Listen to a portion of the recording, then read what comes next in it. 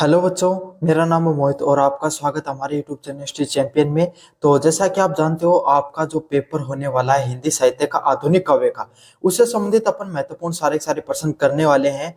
पूरा पूरा रिवीजन करने वाले हैं। तो अपन ने यूनिट फर्स्ट और यूनिट सेकंड ऑलरेडी पढ़ चुके हैं। अगर आपने अभी तक नहीं पढ़ी है तो उसका जो लिंक है वो डिस्क्रिप्शन में प्लेलिस्ट का लिंक दूंगा, वहां से जाकर वो देख लेना।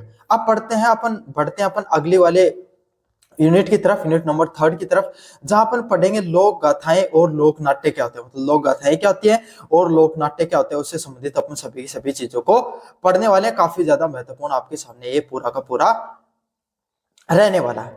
सबसे पहले इसका जो महत्वपूर्ण प्रश्न है, लोक गाथा की परिभाषा दीजिए तथा राजस्थान की प्रमुख लोक गाथाओं का संक्षिप्त में परिचय दीजिए। मतलब लोक गाथाएं क्या होती है उसके बारे में बताइए, तथा राजस्थान की कौन सी प्रमुख लोक गाथाएं हैं उसका संक्षिप्त में परिचय दीजिए। काफी ज्यादा महत्वपूर्ण प्रश्न आपके सामने कि लोक गाथाएं क्या होती है उसके बारे में बताना है, और राजस्थान की प्रमुख लोक गाथाओं का संक्षिप्त में परिचय देना है। काफी ज्यादा महत्वपूर्ण है। तो आपके सामने क्या करेंगे, अपन इसके बारे में पूरा पढ़ेंगे। यूनिट नंबर थर्ड के जितने भी इंपॉर्टेंट क्वेश्चन है वो पढ़ेंगे। तो आपको क्या करना है, चैनल को सब्सक्राइब कर देना, वीडियो को लाइक कर देना और अपने दोस्तों को जरूर से शेयर कर देना। ये पीडीएफ आपको फ्री में टेलीग्राम चैनल पर मिल जाएगी। टेलीग्राम चैनल को जरूर से ज्वाइन कर लेना। साथ के साथ अगर आपको फ्लिपकार्ट में, मंत्रा में कोई भी चीज डिस्काउंट में खरीदनी है तो आप खरीद सकते हो। यहाँ पर जो व्यू प्रोडक्ट वाला ऑप्शन दे रखा है, यहाँ पर जाकर खरीद लेना। चलो शुरू करते हैं अपन।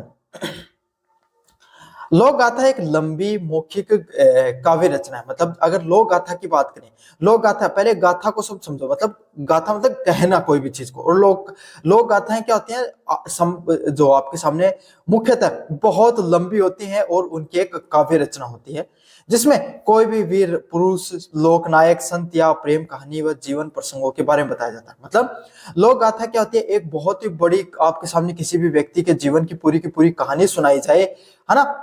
उसी को क्या कहा जाता है, लोक गाथा के नाम से जाना जाता है। अलग अलग कोई वीर व्यक्ति है, जैसे महाराणा प्रताप के बारे में बताने लगे, वीर तेजा जी के बारे में बताने लग गए आपके सामने, हरिदास जी की कहानी चल गई आपके सामने, कोई लोक नायक हो गया अपने जो आपके सामने, जो अलग अलग लोक नायक हैं उनके बारे में बताने लग गए आपके सामने। महात्मा गांधी के बारे में चर्चा हो गई आपके सामने, सुभाष चंद्र बोस के बारे में चर्चा हो गई, भगत सिंह के बारे में चर्चा हो गई। कोई महान संत है, कबीरदास के बारे में अपन किसी भी चीज पर टिप्पणी करने में लगे, उनकी कहानी कोई जीवन से संबंधित कोई चीज को बताने लगे, तो उसी को क्या कहा जाता है, लोक गाथाओं के नाम से जाना जाता है। इसमें कोई भी व्यक्ति के जीवन प्रसंग की, उसके उन्होंने जीवन में क्या क्या उनके जीवन में घटनाएं घटी, कौन कौन से उन्होंने युद्ध करे, कौन कौन से उनके द्वारा क्या किए गए, कौन कौन से उनके द्वारा युद्ध लड़े गए, कौन कौन से उन्होंने अपने जीवन में त्याग किए। तो आपने हमारे जो कितने लोग देवता उनके बारे में सुना होगा कि भाई उन्होंने गायों के लिए अपना जीवन अर्पण कर दिया था युद्ध में छुटाने के लिए। काफी हमारे जो बाहर के आक्रमणकारी थे, मुस्लिम आक्रमणकारियों को रोकने के लिए उन्होंने अपने जीवन का अर्पण किया था। हमारी वीर महिलाएं भी हैं, सिर्फ पुरुष ही नहीं, वीर महिलाएं भी हैं जिन्होंने अपने आन बान शान के लिए जोहर तक किए, और हार्डी जो हमारी हरी रानी है उनके द्वारा अपने जीवन अर्पण करने के लिए भी वो पीछे नहीं हटी। किसके लिए, अपने जो आपके सामने अपने युद्ध भूमि, जो अपने जन्मभूमि के लिए। तो इस प्रकार के अलग अलग जो युद्धों की कहानियां हैं, त्याग है, और जो चमत्कारी घटनाएं देखने को मिलती हैं, है ना, उनके बारे में बताया जाता है। जो हमारे लोक देवता है उनके द्वारा अलग अलग प्रकार का जो चमत्कार किए गए उसके बारे में बताया जाता है। इसको गेय शैली में प्रस्तुत किया जाता है। अब आपने कहीं पर देखा होगा कि कोई मेडी वगैरह होती है जो भजन वगैरह का, जैसे रामदेव जी का जो मंदिर है, गुगा जी का मंदिर है, पापू जी का मंदिर, तेजा जी का मंदिर है। अब उन मंदिरों में जब जाते हो तो उनके भजन चलते रहते हैं, चाहे आपके गांव होगा चाहे कहीं और होगा। इतना तो आपको पता है कि भजन आपके सामने हमारे जिनको जागरण बोला जाता है, सुना होगा ना आपने। राती जुगा फिर जागरण बोला जाता है। हमारी साइड में तो ये बोला जाता है, आपकी साइड में क्या बोला जाता है मुझे कमेंट बॉक्स में बताना। लेकिन पहली रात को जो भजन किए जाते हैं उस देवता से संबंधित, जो मंदिर है उससे संबंधित, और अगले दिन आपके सामने प्रसाद रखा जाता है, ऐसे किया जाता है ना। तो उस दिन जो भजन गाए जाते हैं उसी को किस ने कहा जाता है, लोक गाथा के रूप में जाना जाता है। वो उनके जीवन की घटनाओं के बारे में बताते हैं गीत को गाते गाते। आप सुनना, वो पहले गीत गाएंगे फिर बताएंगे कि वही रामदेव जो गोगा जी है उनके जीवन में ये घटना घटी थी, है ना, और फिर वो गीत गाते हैं। तो इसी को लोक गाथा के नाम से जाना जाता है। ये किसी समुदाय के शौर्य, ये कोई भी समुदाय होगा, चाहे आपके सामने जो आपके सामने शासन में रहा उसका शौर्य, आदर्श और इतिहास को दिखाती है। ये दिखाती है हमें कोई भी व्यक्तित्व के जीवन में ये सब घटनाएं हमें बताती हैं कि जीवन में जो अलग अलग प्रकार की जो हमारे वीर साहसी योद्धाओं ने किस प्रकार से युद्ध लड़े और किस प्रकार से उन्होंने इन युद्धों को विजय किया, हमारे आदर्शों के बारे में बताती हैं। किस तरीके से आपके सामने कोई भगवान श्री कृष्ण की कहानी, भगवान श्री राम की कहानी चल जाती है, या फिर अन्य कोई लोक देवताओं की कहानी चलती है, तो इसके माध्यम से हमें ये पता चलता है कि किस तरीके से हमारी संस्कृति थी उस समय के, हमारे पूर्वजों ने किस तरीके से संघर्ष किया था। और हमारे प्राचीन इतिहास का तो खैर इसमें पता चलता ही चलता है। इनके रचयिता को प्राय अज्ञात है। जिस तरीके से लोकगीत, लोक साहित्य, उसी तरीके से लोक गाथाएं होती हैं, इनके रचयिता के बारे में भी अज्ञात है। इनके रचयिता के बारे में भी किसी को नहीं पता होता कि भाई ये आपके सामने लोक गाथाएं वो किनके द्वारा लिखी गई। ये पीढ़ी दर पीढ़ी मौखिक रूप से आगे बढ़ती है, मतलब एक पीढ़ी से अगली पीढ़ी में आपके सामने इनको आगे बढ़ाया जाता है, और कैसे मौखिक रूप से इनको आगे बढ़ाने का कार्य किया जाता है। राजस्थान के आपके सामने, राजस्थान की प्रमुख आपके सामने लोक गाथाओं की बात करें तो पहले पाबूजी की फड़। पाबूजी राठौड़ वंश के एक, जो राठौड़ वंश है उसके एक लोक देवता माने जाते हैं। कौन से वंश के लोक देवता माने जाते हैं पाबूजी? राठौड़ वंश, राठौड़ राजपूत वंश उसके लोक देवता माने जाते हैं, जिनकी गाथा बोपो द्वारा फड़, एक कपड़ों पर चित्रित गाथा है, के सामने रावण हत्थे में बजाई जाती है। रावण हत्था वोयलिन की तरह होता है, उसके माध्यम से क्या करते हैं, भोपा वंश है, अपने जो भोपा जो समाज है हमारे राजस्थान में देखने को मिलते हैं, उन समाज के द्वारा उनको काफी बार उस जो रावण हत्थे को बजाते हुए सुना। वो वोयलिन की तरह होता है, छोटा सा होता है वो, उसको वो ऐसे बजाते हैं उसको तरह, है ना, जिस तरह गिटार बजाया जाता है उसी तरह गिटार को धातु से बजाया जाता है, उसको उसी धातु की छड़ से ही बजाया जाता है ना। तो उसके ऊपर जो पाबूजी है उनके जीवन में क्या क्या घटनाएं घटी उनको एक कपड़े के ऊपर चित्रित किया गया, उसको फड़ के नाम से बोला जाता है, और उसके बोपे उसके साथ रावण हत्थे के साथ गाते हैं। यह गौ रक्षा के पुर है, शरणागत व वत्सलता और बलिदान की कहानी है। जो फड़ लिखी गई है पाबूजी के ऊपर, उनमें क्या है, कैसे उन्होंने अपनी गौ रक्षा के लिए उन्होंने अपना बलिदान दिया था, किस तरीके से उन्होंने प्रयास किए थे, कैसे कोई जीवन में शरणगत व्यक्ति, मतलब मुश्किल में पड़े हुए व्यक्ति को जीवन में किस तरीके से साथ देने से संबंधित कहानी है। वात्सल्य और बलिदान की कहानी दिखाई पड़ती है, किस तरीके से प्रेम और बलिदान की कहानी है वो आपके सामने दिखाई पड़ती है। अगला है देव नारायण जी की फड़। देव नारायण जी की फड़ की बात करें, देव नारायण जी भी एक लोक देवता है, इनकी गाथा गुज्जर बोपों द्वारा जंतर, जो वाद्य यंत्र के द्वारा गाई जाती है। मतलब जो देव नारायण जी हैं आपके सामने, वो भी एक प्रकार के क्या माने जाते हैं, लोक देवता माने जाते हैं। और इनकी गाथा कौन गाते हैं, गुज्जर के बोपों द्वारा गाई जाती है। पाबूजी की कौन गाते हैं, बोपे गाते हैं, बोपा जो समाज वो गाते हैं, और इनके द्वारा गुज्जर या बोपों के द्वारा, गुज्जर समाज या बोपों के जो समाज के द्वारा गाई जाती है, और इनका जंतर वाद्य यंत्र के साथ गाई जाती है। सबसे बड़ी लोक गाथाओं में से एक देव नारायण जी की जो लोक गाथा है वो सबसे बड़ी लोक गाथाओं में से है। उन्होंने जीवन में क्या क्या कार्य किए, उनका जीवन किस प्रकार से गुजरा, उनके चमत्कार उन्होंने कैसे किए, और समाज सुधार से संबंधित कार्यों के बारे में वर्णन किया गया है। मतलब उनके द्वारा जीवन में किस प्रकार का संघर्ष देखने को मिला, उनके द्वारा कैसे संघर्ष किया गया, चमत्कार कैसे हुए, उन्होंने किस किस प्रकार के जीवन में चमत्कार किए, और समाज में सुधार से संबंधित उनके द्वारा जो जो कार्य किए गए उससे संबंधित सभी कार्यों का क्या है, वर्णन दिखाई पड़ता है। अगले वाले प्रश्न की बात करें, तेजाजी की गाथा।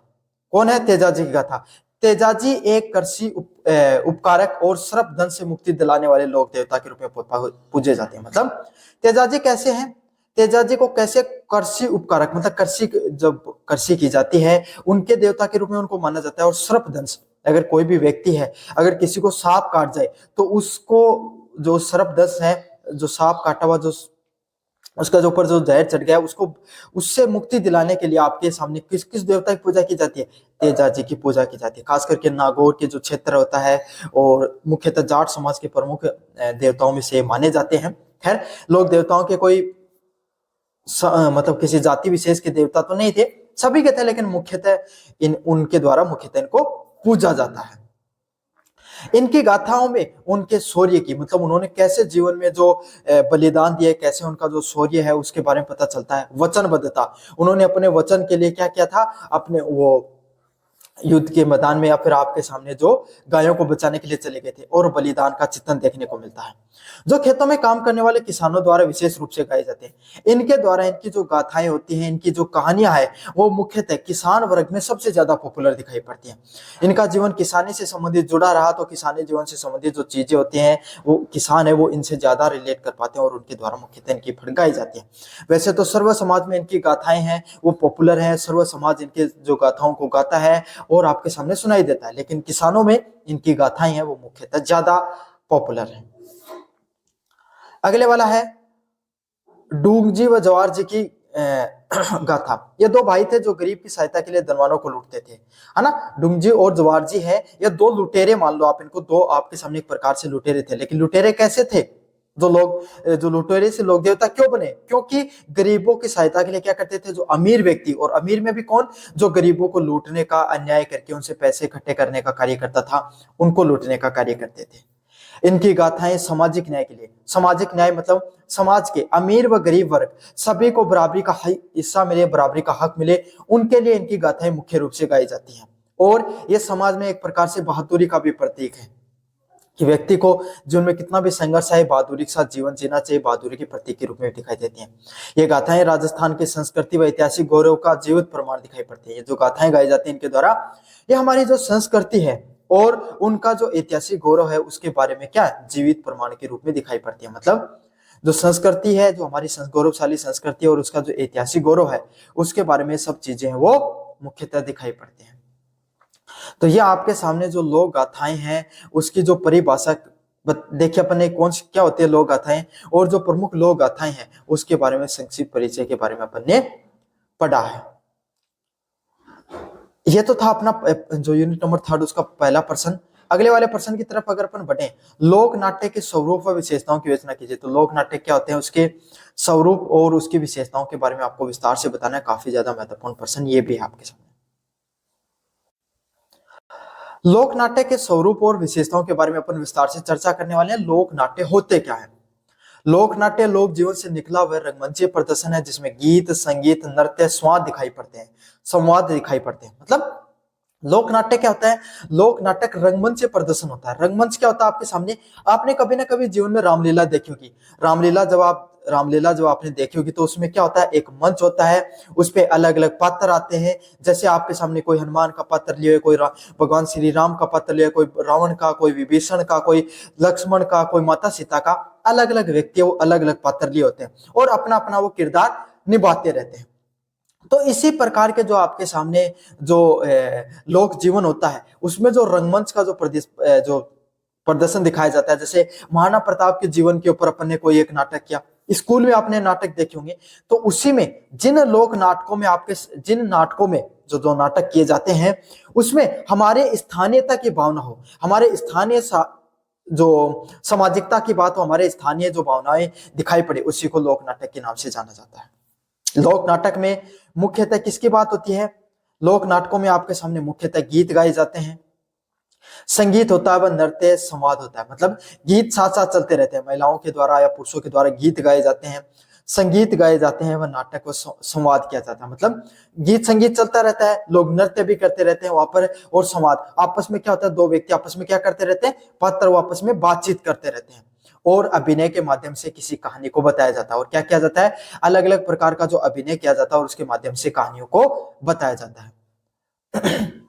पौराणिक प्रसंग, सामाजिक घटना या व्यंग्य को प्रस्तुत किया जाता है। और क्या किया जाता है आपके सामने, जो पौराणिक घटनाएं हैं, जो पुराने समाज में जो घटित हुई घटनाएं हैं, है ना, हमारा जो ऐतिहासिक घटनाएं हैं, सामाजिक घटनाएं जो समाज में अलग अलग प्रकार की घटित घटनाएं हैं, या फिर व्यंग्य के रूप में प्रस्तुत किया जाता है, उनको क्या अलग अलग प्रकार के रंगमंच देने का, रंगमंच प्रदान करने का कार्य किया जाता है, जिनको व्यंग्य के माध्यम से प्रदर्शित करने का कार्य किया जाता है।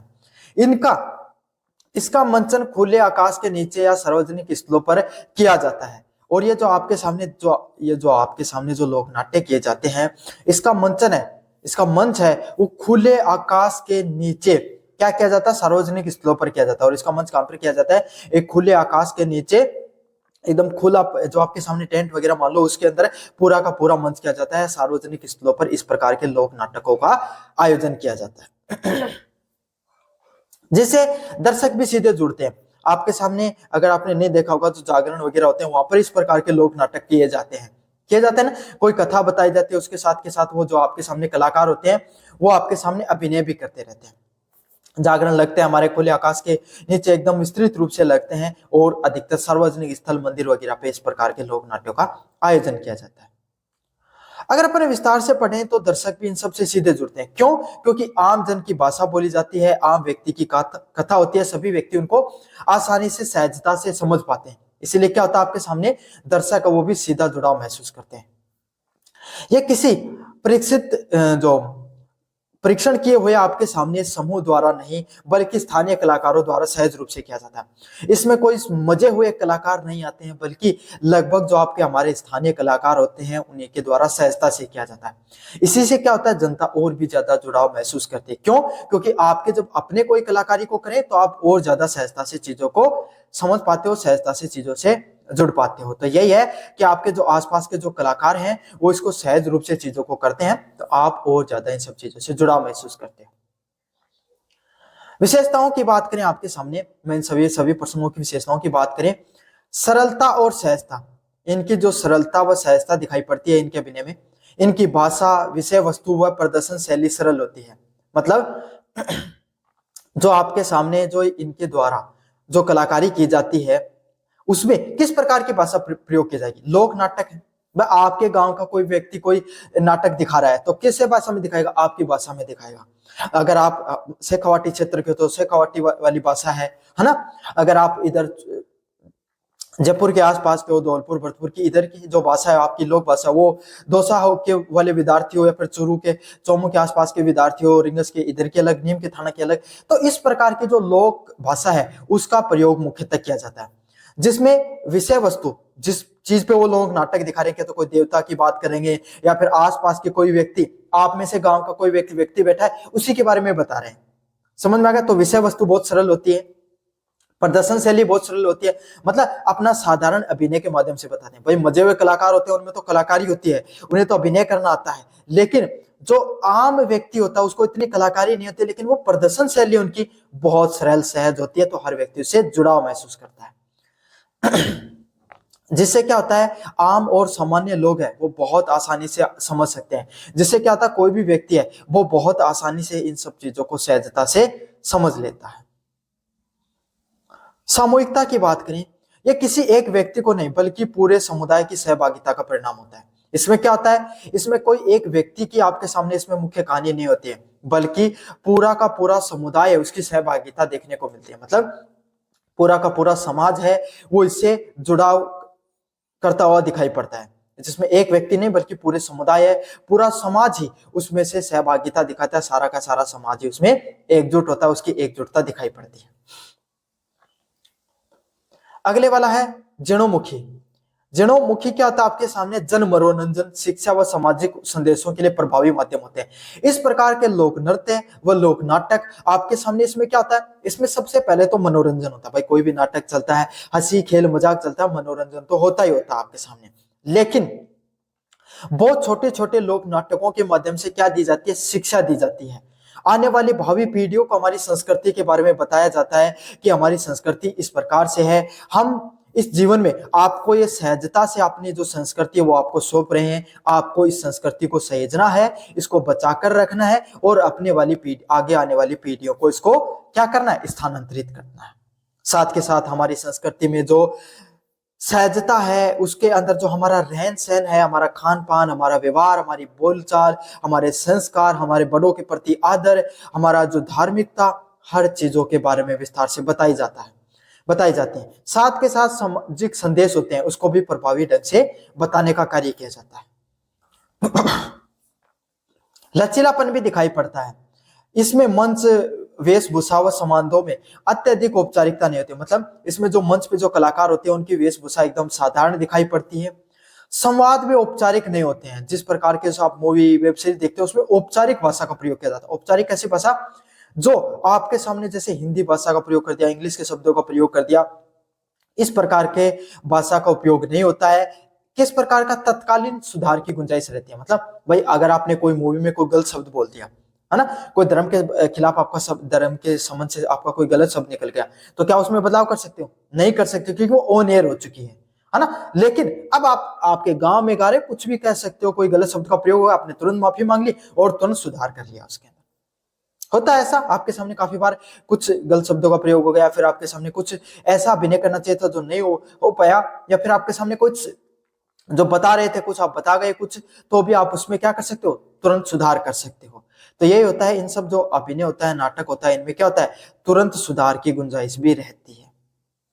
मौखिक परंपरा, ये पीढ़ी दर पीढ़ी मौखिक व प्रायोगिक ज्ञान द्वारा स्थानांतरित होते हैं। इसमें क्या होता है? मौखिक परंपरा भी रहती है, एक पीढ़ी से दूसरी पीढ़ी पर मौखिक रूप से वो प्रायोगिक ज्ञान द्वारा क्या किया जाता है? प्रैक्टिकली इनको स्थानांतरित किया जाता है। मतलब पीढ़ी दर पीढ़ी है वो चीजों को आगे बढ़ाया जाता है, प्रायोगिक ज्ञान के द्वारा स्थानांतरित किया जाता है इन सब चीजों को। समझ में आ गया? क्योंकि भाई अधिकतर चीजें आपने जो लोक नृत्य, जो लोक नाटक हो गया, लोकगीत गाते हैं, आपके माता पिता से, खास करके जो महिलाएं उनको गाती हैं, क्या उनसे पूछना, आपकी मम्मी से, आपके जो सिस्टर है उनसे पूछना, उनकी मम्मी जी से, आपकी दादी जी से, कि क्या उन्होंने जीवन में कभी इनको कोई कहानियों में पढ़ा है, इनको कोई किताबों में पढ़ा है, या फिर कोई पत्रों में पढ़ा है? तो वो क्या कहेंगे? नहीं, हमें तो बस गांव में वो महिलाएं गाती थी, हम उनके साथ बैठ बैठ कर सीख गए हम भी। तो क्या हुआ? इसी को क्या बोला जाता है? मौखिक परंपरा बोला जाता है। कि जो साहित्य आपके सामने, जो लोकगीत, लोक नाटक आपके सामने मौखिक रूप से बोलते बोलते आप समझ जाओ, सीख जाओ, उसी को मौखिक परंपरा के नाम से जाना जाता है। धार्मिक और सामाजिक संदेश, यह है, इसमें अक्सर धार्मिक कहानियां, पौराणिक प्रसंग या सामाजिक कुरीतियों पर व्यंग्य होता है। तो आपके सामने जो अलग अलग प्रकार की जो चीजें दिखाई पड़ती हैं, इसमें धार्मिक कहानियां सबसे पहले आपको दिखाई पड़ती है। मतलब इसमें क्या किया गया? धार्मिक संदेश दिए गए आपको। पौराणिक प्रसंग और या फिर सामाजिक कुरीतियों पर भी व्यंग्य दिखाई पड़ता है। मतलब जो आपके सामने जो साहित्य दिखाई पड़ शिकायत जो हमारा जो ये साहित्य दिखाई है, जो लोक नाट्यों का जो साहित्य है, इसमें क्या होती है? मुख्यतः धार्मिक कहानियां, तेजा जी, पापू जी, है ना, रामदेव जी, और आपके सामने जो महाराणा प्रताप हो गए, जो और कोई राजा हो गए जिनके संबंधित आपके सामने कहानियां, महाराणा कुंभा हो गए, इन सब की कहानियों को मुख्यतः दिखाया जाता है। पौराणिक प्रसंग, हमारे धर्म से संबंधित प्रसंगों के बारे में भी गाया जाता है। भाई रामलीला का मंचन कर दिया, महाभारत से संबंधित कोई चीज बता दी, भगवान श्री कृष्ण और अर्जुन के बीच की वक्तव्य को बता दिया, इन सब चीजों पर बात की जाती है।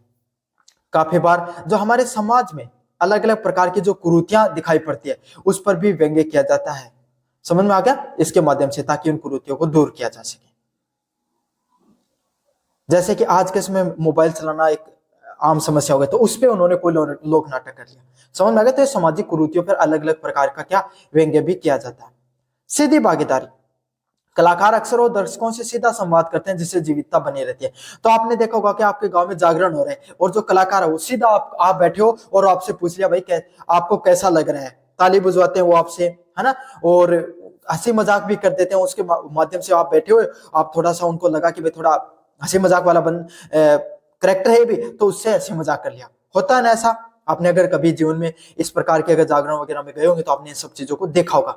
तो इसमें क्या होता है? कलाकार सीधा दर्शकों से संवाद करता है, तो जीवितता बनी रहती है। मतलब एकदम ऐसे लगता है कि सब कुछ आपकी आंखों के सामने वास्तविक घटित हो रहा है। वाद्य यंत्रों का प्रयोग, ढोलक, हारमोनियम, सारंगी आदि स्थानीय वाद्य यंत्रों का प्रयोग होता है। मतलब स्थानीय ढोलक का प्रयोग किया जाता है, हारमोनियम, सारंगी जैसे जो हमारे जो लोक परंपरा में चले आ रहे जो स्थानीय वाद्य यंत्र है, उनका प्रयोग किया जाता है। जिससे क्या है? भारतीय संस्कृति एक जीवित व गौरवशाली परंपरा बनी रहती है। जिससे क्या होता है? आपके सामने जो हमारी परंपराएं हैं, जो पहले से आपके सामने चली आ रही हैं, जिसमें इन्हीं वाद्य यंत्रों का प्रयोग किया जा रहा है, वो जीवित जो आपके सामने परंपरा है वो दिखाई पड़ती है। तो ये था आपके सामने लोक नाटक का स्वरूप, और उससे संबंधित आपके सामने क्या विशेषता रही है उसके बारे में अपने विस्तार से पढ़ लिया। कैसा लगा आपको जरूर से बताना, चैनल को जरूर से सब्सक्राइब करना और अपने दोस्तों को जरूर से शेयर करना। धन्यवाद। हेलो बच्चों, मेरा नाम है मोहित और आपका स्वागत हमारे यूट्यूब चैनल हिस्ट्री चैंपियन में। तो जैसा कि आप जानते हो, आपका जो पेपर होने वाला है वर्ल्ड ज्योग्राफी का, विश्व का भूगोल, विश्व के भूगोल से संबंधित आपके सामने जो पेपर होगा, उससे संबंधित अपन कंप्लीट रिवीजन करने वाले हैं। जिसमें अपन सबसे पहले देखेंगे यूनिट फर्स्ट को, जिसमें से अपन देखने वाले हैं सबसे पहले यूनिट नंबर फर्स्ट को अपन, जिसमें अपन यूनिट नंबर जो फर्स्ट हमारी उसका रिवीजन करेंगे। और यूनिट नंबर फर्स्ट में जो चीजें आती हैं आपके सामने, वो क्या होती है? क्षेत्र की अवधारणा और वर्गीकरण से संबंधित चीजें देखने को मिलती हैं। विस्तार से पढ़ेंगे आपके सामने पूरी की पूरी सारी की सारी चीजों को अच्छे से। बस आपको क्या करना है, चैनल को सब्सक्राइब कर देना, वीडियो को लाइक कर देना। आगे भी यूनिट 3, 4, 5 और सारी की सारी one shot classes, important question सभी आपको इसी चैनल पे मिलेगा। और तो सब्सक्राइब करें, और सारी चीजें आपके सामने डिस्क्रिप्शन में प्ले लिस्ट का लिंक दे दूंगा, वहां पर आप क्लिक करोगे, वर्ल्ड ज्योग्राफी से संबंधित सारे इंपॉर्टेंट चीजें आपको मिल जाएंगी। साथ के साथ अब मैं आपके सामने बात करूं, ये फ्री की जो पीडीएफ है ये आपको हमारे टेलीग्राम चैनल पे मिलेगी। कहां पर मिलेगी?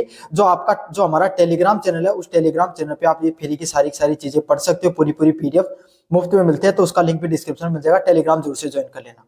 साथ के साथ बच्चों आपको क्या करना है, आपको करना है क्या कि अगर कोई प्रोडक्ट फ्लिपकार्ट या मंत्रा से खरीदना चाहते हो तो यहाँ पर व्यू प्रोडक्ट वाला ऑप्शन दिखाई दे रहा है, इस कोने में व्यू प्रोडक्ट वाला ऑप्शन या फिर शॉप वाला ऑप्शन, इस पे क्लिक करके खरीद लेना, आपको सबसे ज्यादा डिस्काउंट देखने को मिल जाएगा। तो चलो शुरू करते हैं अपन। क्या होती है क्षेत्र की अवधारणा? क्षेत्र की अवधारणा के बारे में पढ़ेंगे अपन विस्तार से। क्षेत्र क्या होता है? भूगोल में क्षेत्र पृथ्वी की सतह का एक ऐसा विशिष्ट भाग होता है जो समरूप विशेषताओं जैसे भौतिक, सांस्कृतिक व आर्थिक आधारों पर अपने आसपास के क्षेत्रों से भिन्न होता है। मतलब क्षेत्र क्या होगा? देखो भाई, क्षेत्र तो आपके सामने अपना जम्मू कश्मीर का भी है क्षेत्र, अपना कहाँ का है? जम्मू कश्मीर छोड़ दो, आप अलवर भरतपुर का ले लो, क्षेत्र अलवर भरतपुर का भी है क्षेत्र, अपना जैसलमेर का भी है ना? दोनों में क्या अंतर है? दोनों तो है तो क्षेत्रीय, लेकिन अंतर क्या है दोनों में? दोनों एक विशिष्ट भाग है। देखो उदाहरण से समझाऊंगा। जम्मू, अगर आप जैसलमेर में जाओगे, कैसी मिट्टी देखने को मिलेगी? बालू मिट्टी देखने को मिलेगी। दिन में बहुत ज्यादा तापमान, रात को बहुत ज्यादा ठंड पड़ती है, मतलब बहुत ज्यादा, मतलब तापमान बहुत ज्यादा गिर जाता है। अंतर देखने को मिलता है, वर्षा बहुत कम होती है, शुष्क मौसम रहता है हमेशा, ह्यूमिडिटी बहुत कम रहेगी आपके सामने, है ना? नदियां वगैरह है नहीं आपके सामने। अब वही उदाहरण लेता हूं आपके सामने, कहाँ का मैं? अलवर भरतपुर का। अपन राजस्थान का उदाहरण लेते हैं, क्यों जम्मू कश्मीर तक जाए? अलवर भरतपुर में जाते हैं। अलवर भरतपुर का क्षेत्र, मिट्टी कैसी आपके सामने? कैसी है? जलोढ़ मिट्टी देखने को मिलेगी, या कहीं कहीं पर थोड़ी बहुत अपनी काली मिट्टी का भी देखने को मिलेगा, लेकिन मुख्यतः जलोढ़ मिट्टी मैदानों में जो पाई जाती है आपके सामने, वो वाली मिट्टी दिखाई देती है। जमीन कैसी है? समतल है। वहां पर कैसी है? टीले हैं। समझ में आ गया आपके सामने? पानी क्या है? अच्छी खासी मात्रा में आपके सामने पानी देखने को मिल जाएगा, है ना? वर्षा ठीक ठाक होती है, ना कम ना ज्यादा, लेकिन कृषि के लिए उपयुक्त है। तो आपके सामने दोनों में देखो कितना अंतर देखने को मिल रहा है। समझ में आ गया? तो दोनों ही क्षेत्र हैं।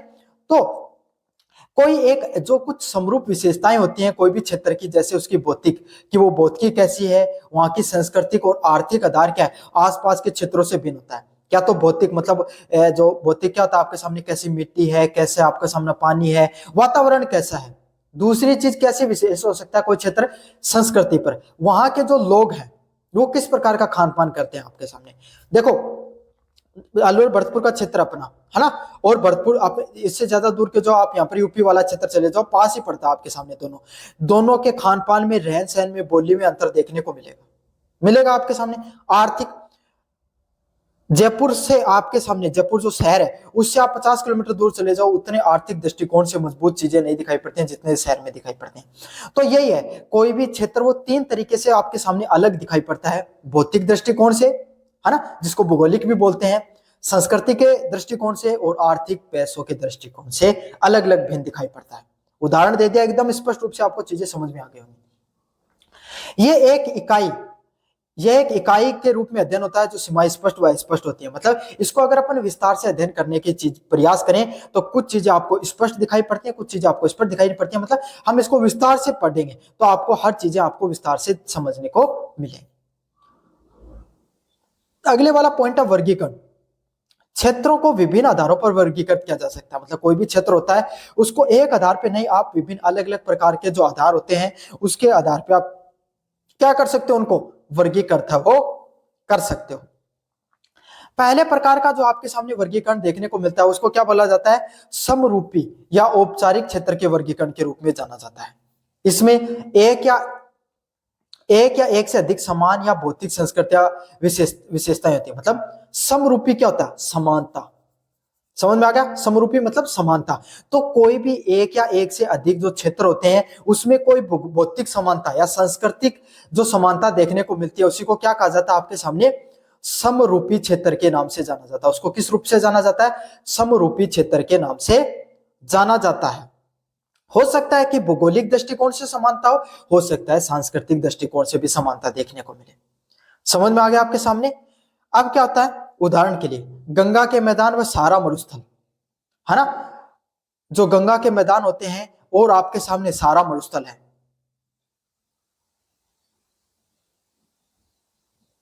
अब गंगा के जो आपके सामने मैदान है, गंगा के मैदानों की बात करें तो गंगा के मैदान जो आपके सामने यूपी में है, वहीं आप अगर बिहार में चले जाओ तो गंगा के मैदान समान दिखाई पड़ते हैं, समान स्थल करती होंगी, वही हरियाणा में भी दिखाई पड़ेंगे, वही पंजाब की भूमि आपको दिखाई पड़ती है। तो गंगा के मैदान आपको जहां जहां पर दिखाई पड़ेंगे वहां वहां पे उनकी क्या समान स्थल करतियां, मतलब जमीन वो एक जैसी दिखाई पड़ती है, कृषि भी एक जैसी दिखाई पड़ेगी। वहां पर चावल की फसल दिखाई पड़ेगी, वहां पर गेहूं की फसल दिखाई पड़ेगी, वहां पे गन्ने की फसल मुख्यतः दिखाई पड़ेगी। वही आपके सामने पंजाब में फसल होती है, वही हरियाणा के गंगा के मैदानों में होती है, वही यूपी में होती है, वही बिहार के गंगा के मैदानों में होती है। तो जो एक स्थल है जहां पे एक से अधिक चीजों की भौतिक या सांस्कृतिक समानताएं देखने को मिली जाती है, उसको क्या कहा जाता है? समरूपी क्षेत्र के नाम से जाना जाता है। रट लो, समरूपी मतलब समान क्षेत्र। अगला क्या है? सहारा मरुस्थल। अब सहारा मरुस्थल राजस्थान में पाया जाता है। तो भाई चाहे जैसलमेर में चले जाओ, चाहे बाड़मेर में चले जाओ, चाहे जोधपुर में चले जाओ, चाहे चूरू में आ जाओ, और चाहे हमारे शेखावाटी क्षेत्र में आ जाओ, जहां पे मरुस्थलीय चीजें देखने को मिलती हैं, वहां पर क्या समान जलवायु है। कैसे? शुष्क जलवायु देखने को मिलेगी, वर्षा कम होगी, मोटी फसलें हैं वो मुख्यतः आपको, मोटे अनाज की फसलें आपके सामने मुख्यतः देखने को मिलेगी। समझ में आ गया आपके सामने? तो यही है ऐसी जलवायु जहां पर एक से अधिक भौगोलिक या सांस्कृतिक विशेषता पाई जाती है, उसको क्या कहा जाता है? समरूपी क्षेत्र के नाम से जाना जाता है। अच्छे से याद कर लो, मैं बहुत कोशिश करूंगा आपको यहीं पर याद करवा दूं, क्योंकि कठिन चीजें याद नहीं होती, मुश्किल से चीजें याद होती। अगला है कार्यात्मक व नोडल क्षेत्र। एक केंद्र बिंदु के चारों ओर संगठित होता है, जैसे कोई कार्य सेवाएं परिवहन होता है। या अच्छे से याद करना, नोडल क्षेत्र, कार्यात्मक क्षेत्र, कोई शहर है, शहर में लगे हुए मान लो गन्ने की फैक्ट्री, है ना, तो अब गन्ने की फैक्ट्री क्या है? शहर, जैसे आपके सामने कोई शहर मान लो, कोई भी जगह मान लो, आपके सामने जयपुर मान लो। अब जयपुर में मान लो आपके सामने चीनी की फैक्ट्री लगी है, गन्ने की क्या फैक्ट्री होगी? चीनी की फैक्ट्री होगी। तो अब क्या आसपास, ऐसा होता नहीं है हमारे यहाँ पर, लेकिन मान लो आप, है ना, तो आसपास का जो क्षेत्र है वहां से क्या लेके आया जाएगा? आपके सामने गन्ना है वो लेकर आया जाएगा। समझ में आ गया आपके सामने? सारा परिवहन वहां पर जाएगा, मजदूर वहां पर जाएंगे, सारा कामकाज वहां पर देखने को मिलेगा। तो इस प्रकार के खास करके नोडल क्षेत्र क्या होते हैं? शहरी क्षेत्र को नोडल क्षेत्र बोला जाता है, जो जिसके ऊपर क्या होता है? सारी की सारी चीजें हैं उसी क्षेत्र के आसपास घटित होती हैं। जैसे कोई कार्य वहां पर होगा, सबसे ज्यादा रोजगार वहां पर देखने को मिलेगा, सेवाएं, हॉस्पिटल आपके सामने, अच्छे हॉस्पिटल, अच्छी सड़कें, अच्छे आपके सामने घर, आपके सामने अच्छी परिवहन से संबंधित समस्या चीजें सभी वहां पर देखने को मिलेंगी। समझ में आ गया? और वहां पे सबसे ज्यादा रोजगार देखने को मिलेगा। तो इस प्रकार के क्षेत्र को क्या कहा जाता है? कार्यात्मक या नोडल के नाम से जाना जाता है। नोडल का अर्थ क्या आता है? मुख्य क्षेत्र।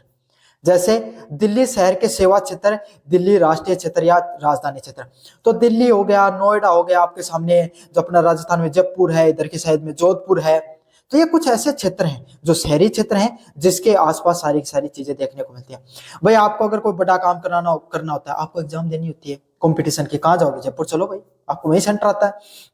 अगर आपको कहीं पर चीजें नहीं, शॉपिंग करनी है आपको, जयपुर में जाओ, वहीं पर आपको अच्छे कपड़े या फिर सस्ती दरों में चीजें मिलती हैं। और कोई चीज खरीदनी होती है तो शहर के आसपास आपके सामने क्या देखने को मिलता है? सारी सारी चीजें, अच्छी बेहतर सुविधाएं देखने को मिलती हैं।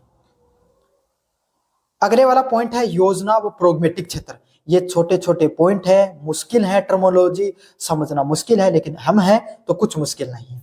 योजना क्या होती है? विशिष्ट योजना या प्रशासनिक उद्देश्य से परिभाषित क्षेत्र। मतलब योजना व प्रोग्रामेटिक क्षेत्र क्या होता है? भाई आपने सुना होगा ना कि वो तो रिक्को एरिया है, राजस्थान में सुना होगा ना, वो तो रिक्को एरिया है, वो इंडस्ट्रियल एरिया है ना, वो सिंचाई संचित एरिया है, सिंचाई कमान क्षेत्र है। सुना है ना आपने ये सब चीजें? भाई कम से कम कुछ नहीं सुना आपने, रिको एरिया तो सुना होगा, शहर के आसपास रहते हो आप, कितना ही छोटे से छोटे शहरों, रिको एरिया तो सबको बताते हैं। तो इस प्रकार का जो एरिया होते हैं, क्षेत्र होते हैं, उनको क्या कहा जाता है? विशिष्ट योजना या प्रशासनिक उद्देश्य के लिए बनाए गए क्षेत्र। मतलब रिको एरिया किस लिए बनाए गए थे? राजस्थान में उद्योगों को विकास करने के लिए शहर के बाहरी क्षेत्र में क्या कर दिया गया? जमीन को आवंटन कर दिया गया, ताकि क्या हो, शहर में जो उद्योग है वो नहीं, मतलब शहर में उद्योग पनपे लेकिन बाहरी क्षेत्र में पनपे, ताकि क्या है, आम जनमानस को वहां पर दिक्कत नहीं हो। समझ में आ गया? उसको रिको एरिया के नाम से जाना गया। तो वो क्या था? वो रिको एरिया एक योजना थी, रिको, जिसके नाम से उसको, उसके नाम पर उस क्षेत्र का नाम रखा गया। समझ में आ गया? एक सिंचाई कमान क्षेत्र क्या होता है? जहां पर बांध वगैरह का जो क्षेत्र होते हैं, उस पर इस प्रकार के जो क्षेत्रों का निर्माण किया जाता है। समझ में आ गया? तो परियोजनाओं के आधार पर इन सब चीजों का निर्माण करते हैं। अच्छे से याद कर लेना सारी सारी चीजों को। परपेचुअल और आपके सामने वर्कुनल क्षेत्र, लोगों की धारणाओं या लोक भाषाओं पर आधारित क्षेत्र जिसकी कोई संचित सीमा नहीं होती, मतलब लोगों की धारणाएं और लोक भाषाओं के आधार पर जो क्षेत्र बना दिए जाते हैं उनको क्या कहा जाता है आपके सामने, परपेचुअल क्षेत्र के नाम से जाना जाता है। किस क्षेत्र के नाम से? परपेचुअल क्षेत्र या वर्कुनल क्षेत्र के नाम से जाना जाता है। मतलब लोग क्या करते हैं भाई, लोग जैसे जिस प्रकार की संस्कृति से रहते हैं, जिस प्रकार की भाषा बोलते हैं, जिस प्रकार के उनके व्यंजन है, और उन्हीं सब चीजों को देखकर आपके सामने क्या एक उनका उद्देश्य बन जाता है। जैसे राजस्थान के मारवाड़ी लोग क्या करते थे आपके सामने, व्यापार के लिए जाने जाते हैं। तो क्या कहा जाता है, राजस्थान का कोई भी व्यक्ति है राजस्थान से बाहर जाके बसेगा तो क्या कहेंगे, भाई वो तो मारवाड़ी है। राजस्थानियों की पहचान किससे हो गई? मारवाड़ियों से हो गई, है ना, क्यों? वो व्यापारी थे और सारे पूरे भारत में घूमते थे अपने व्यापार के लिए। तो राजस्थान के हर व्यक्ति को बाहर क्या जाना जाता है? मारवाड़ी के नाम से जाना जाता है। समझ में आ गया? इस प्रकार की जो अपनी अवधारणाएं होती हैं उस प्रकार के क्षेत्र को क्या बोला जाता है? परपेचुअल और वर्कुनल क्षेत्र के नाम से जाना जाता है। उम्मीद है मुझे आपके सामने अच्छे से सारी चीजें समझ में आ गई होंगी। उदाहरण के लिए आपके सामने मिड वेस्ट अमेरिका, है ना, दक्कन के पठार। अब दक्कन का पठार क्या आपके सामने सबसे पहले दक्षिण हिस्से में देखने को मिलता है भारत के, और पठारी क्षेत्र आपके सामने ज्वालामुखी से उत्पन्न हुआ गया पठार है, तो इसको अपन क्या बोलते हैं आपके सामने? दक्कन का पठार। आपको सीमांकन थोड़ी कर रखा है कि भाई यही दक्कन का पठार है, नहीं है ना ऐसा कोई सीमांकन, लेकिन अपन बोलते हैं दक्षिणी क्षेत्र को, नर्मदा से नीचे के क्षेत्र को। अगले वाला क्या है? यही आपके सामने वर्गीकरण भौगोलिक अध्ययन को व्यवस्थित करने में मदद करता है, और इस प्रकार के जो वर्गीकरण दिखाई पड़ते हैं यही क्या करते हैं आपके सामने, जो हमारे भूगोल को अध्ययन करने में हमारी बहुत ज्यादा मददगार भी सिद्ध होते हैं आपके सामने। यह था आपके सामने यूनिट फर्स्ट का जो पहला महत्वपूर्ण प्रश्न, जिसके बारे में मैंने विस्तार से आपको बता दिया है। अब पढ़ेंगे अगले नंबर प्रश्न की तरफ। विश्व की प्रमुख जलवायु क्षेत्र के नाम लिखिए, इनकी विशेषताओं की विवेचना कीजिए। मतलब पूरी दुनिया में कौन कौन से प्रमुख जलवायु क्षेत्र दिखाई पड़ते हैं उसके बारे में बताना आपको, और उनकी विशेषताओं के बारे में आपको विस्तार से बताना है। विश्व को विभिन्न जलवायु क्षेत्रों में बांटा गया है जो तापमान और वर्षा के पैटर्नों पर आधारित होता है। मतलब अगर हम पूरी दुनिया की बात करें तो अलग अलग प्रकार के जो भौगोलिक क्षेत्रों में बांटा गया है, जो किस पे आपके सामने, तापमान और वर्षा के आधार पर मुख्यतः इन सब पैटर्नों पर बांटा गया है। समझ में आ गया ना? कोपियन के द्वारा मुख्यतः आपके सामने जलवायु का क्या किया गया? वर्गीकरण किया गया है। और किसके आधार पे है? तापमान वर्षा के आधार पे, जलवायु के आधार पे इनको मुख्यतः किया गया है इनका वर्गीकरण। अगले वाला है भूमध्य रेखीय व उष्ण कटिबंधीय वर्षावन, इक्वेटोरियल व ट्रॉपिकल रेन फॉरेस्ट। कहां नाम से पता चल रहा है आपको, भूमध्य क्षेत्र के बारे में अपन बात करेंगे, और वहां पर कैसे पाए जाते हैं? उष्ण कटिबंधीय जो वर्षावन है वो आपके सामने देखने को मिलते हैं। कैसा क्षेत्र आपके सामने? भूमध्य व उष्ण कटिबंधीय क्षेत्र, भूमध्य रेखा के पास। कहां मिलता है क्षेत्र आपके सामने? भूमध्य रेखा के पास आपके सामने ये क्षेत्र है वो मुख्यतः देखने को मिलता है। क्या विशेषता है भाई इस क्षेत्र की आपके सामने? विशेषता है वर्ष भर उच्च तापमान रहना, अत्यधिक वर्षा होना व कोई भी शुष्क मौसम नहीं होना। मतलब आपके सामने इस मौसम की क्या विशेषताएं होती हैं? पूरे साल भर आपके सामने तापमान है वो उच्च दिखाई पड़ता है, मतलब बहुत ज्यादा तापमान दिखाई पड़ता है। अत्यधिक वर्षा होती है, बहुत ज्यादा क्या होती है? वर्षा भी होती रहती है इस क्षेत्र में। क्या होगा आपके सामने? बहुत ज्यादा तापमान होता ना तो क्या होती है? बरसात हुई, तुरंत क्या होगा? पानी इवेपोरेट होकर उठ गया आपके सामने। उड़ते क्या हुआ? और वहां पर ह्यूमिडिटी बहुत ज्यादा दिखाई पड़ती है। क्यों? क्योंकि तुरंत पानी क्या था? इवेपोरेट होता रहता है। इवेपोरेट हुआ, ऊपर गए, उसके बादल बने, और आपको लग रहा थोड़ी देर पहले धूप थी, अचानक से बारिश आ गई। इस प्रकार की जलवायु देखने को मिलती है। मतलब एकदम धूप थी, अचानक से बादल छाए, बारिश हो गई, फिर धूप खिल गई थोड़ी देर बाद में। थोड़ी देर बाद में आपने देखा बहुत जोर की मूसलाधार बारिश हो गई। तो इस प्रकार का मौसम दिखाई देता है।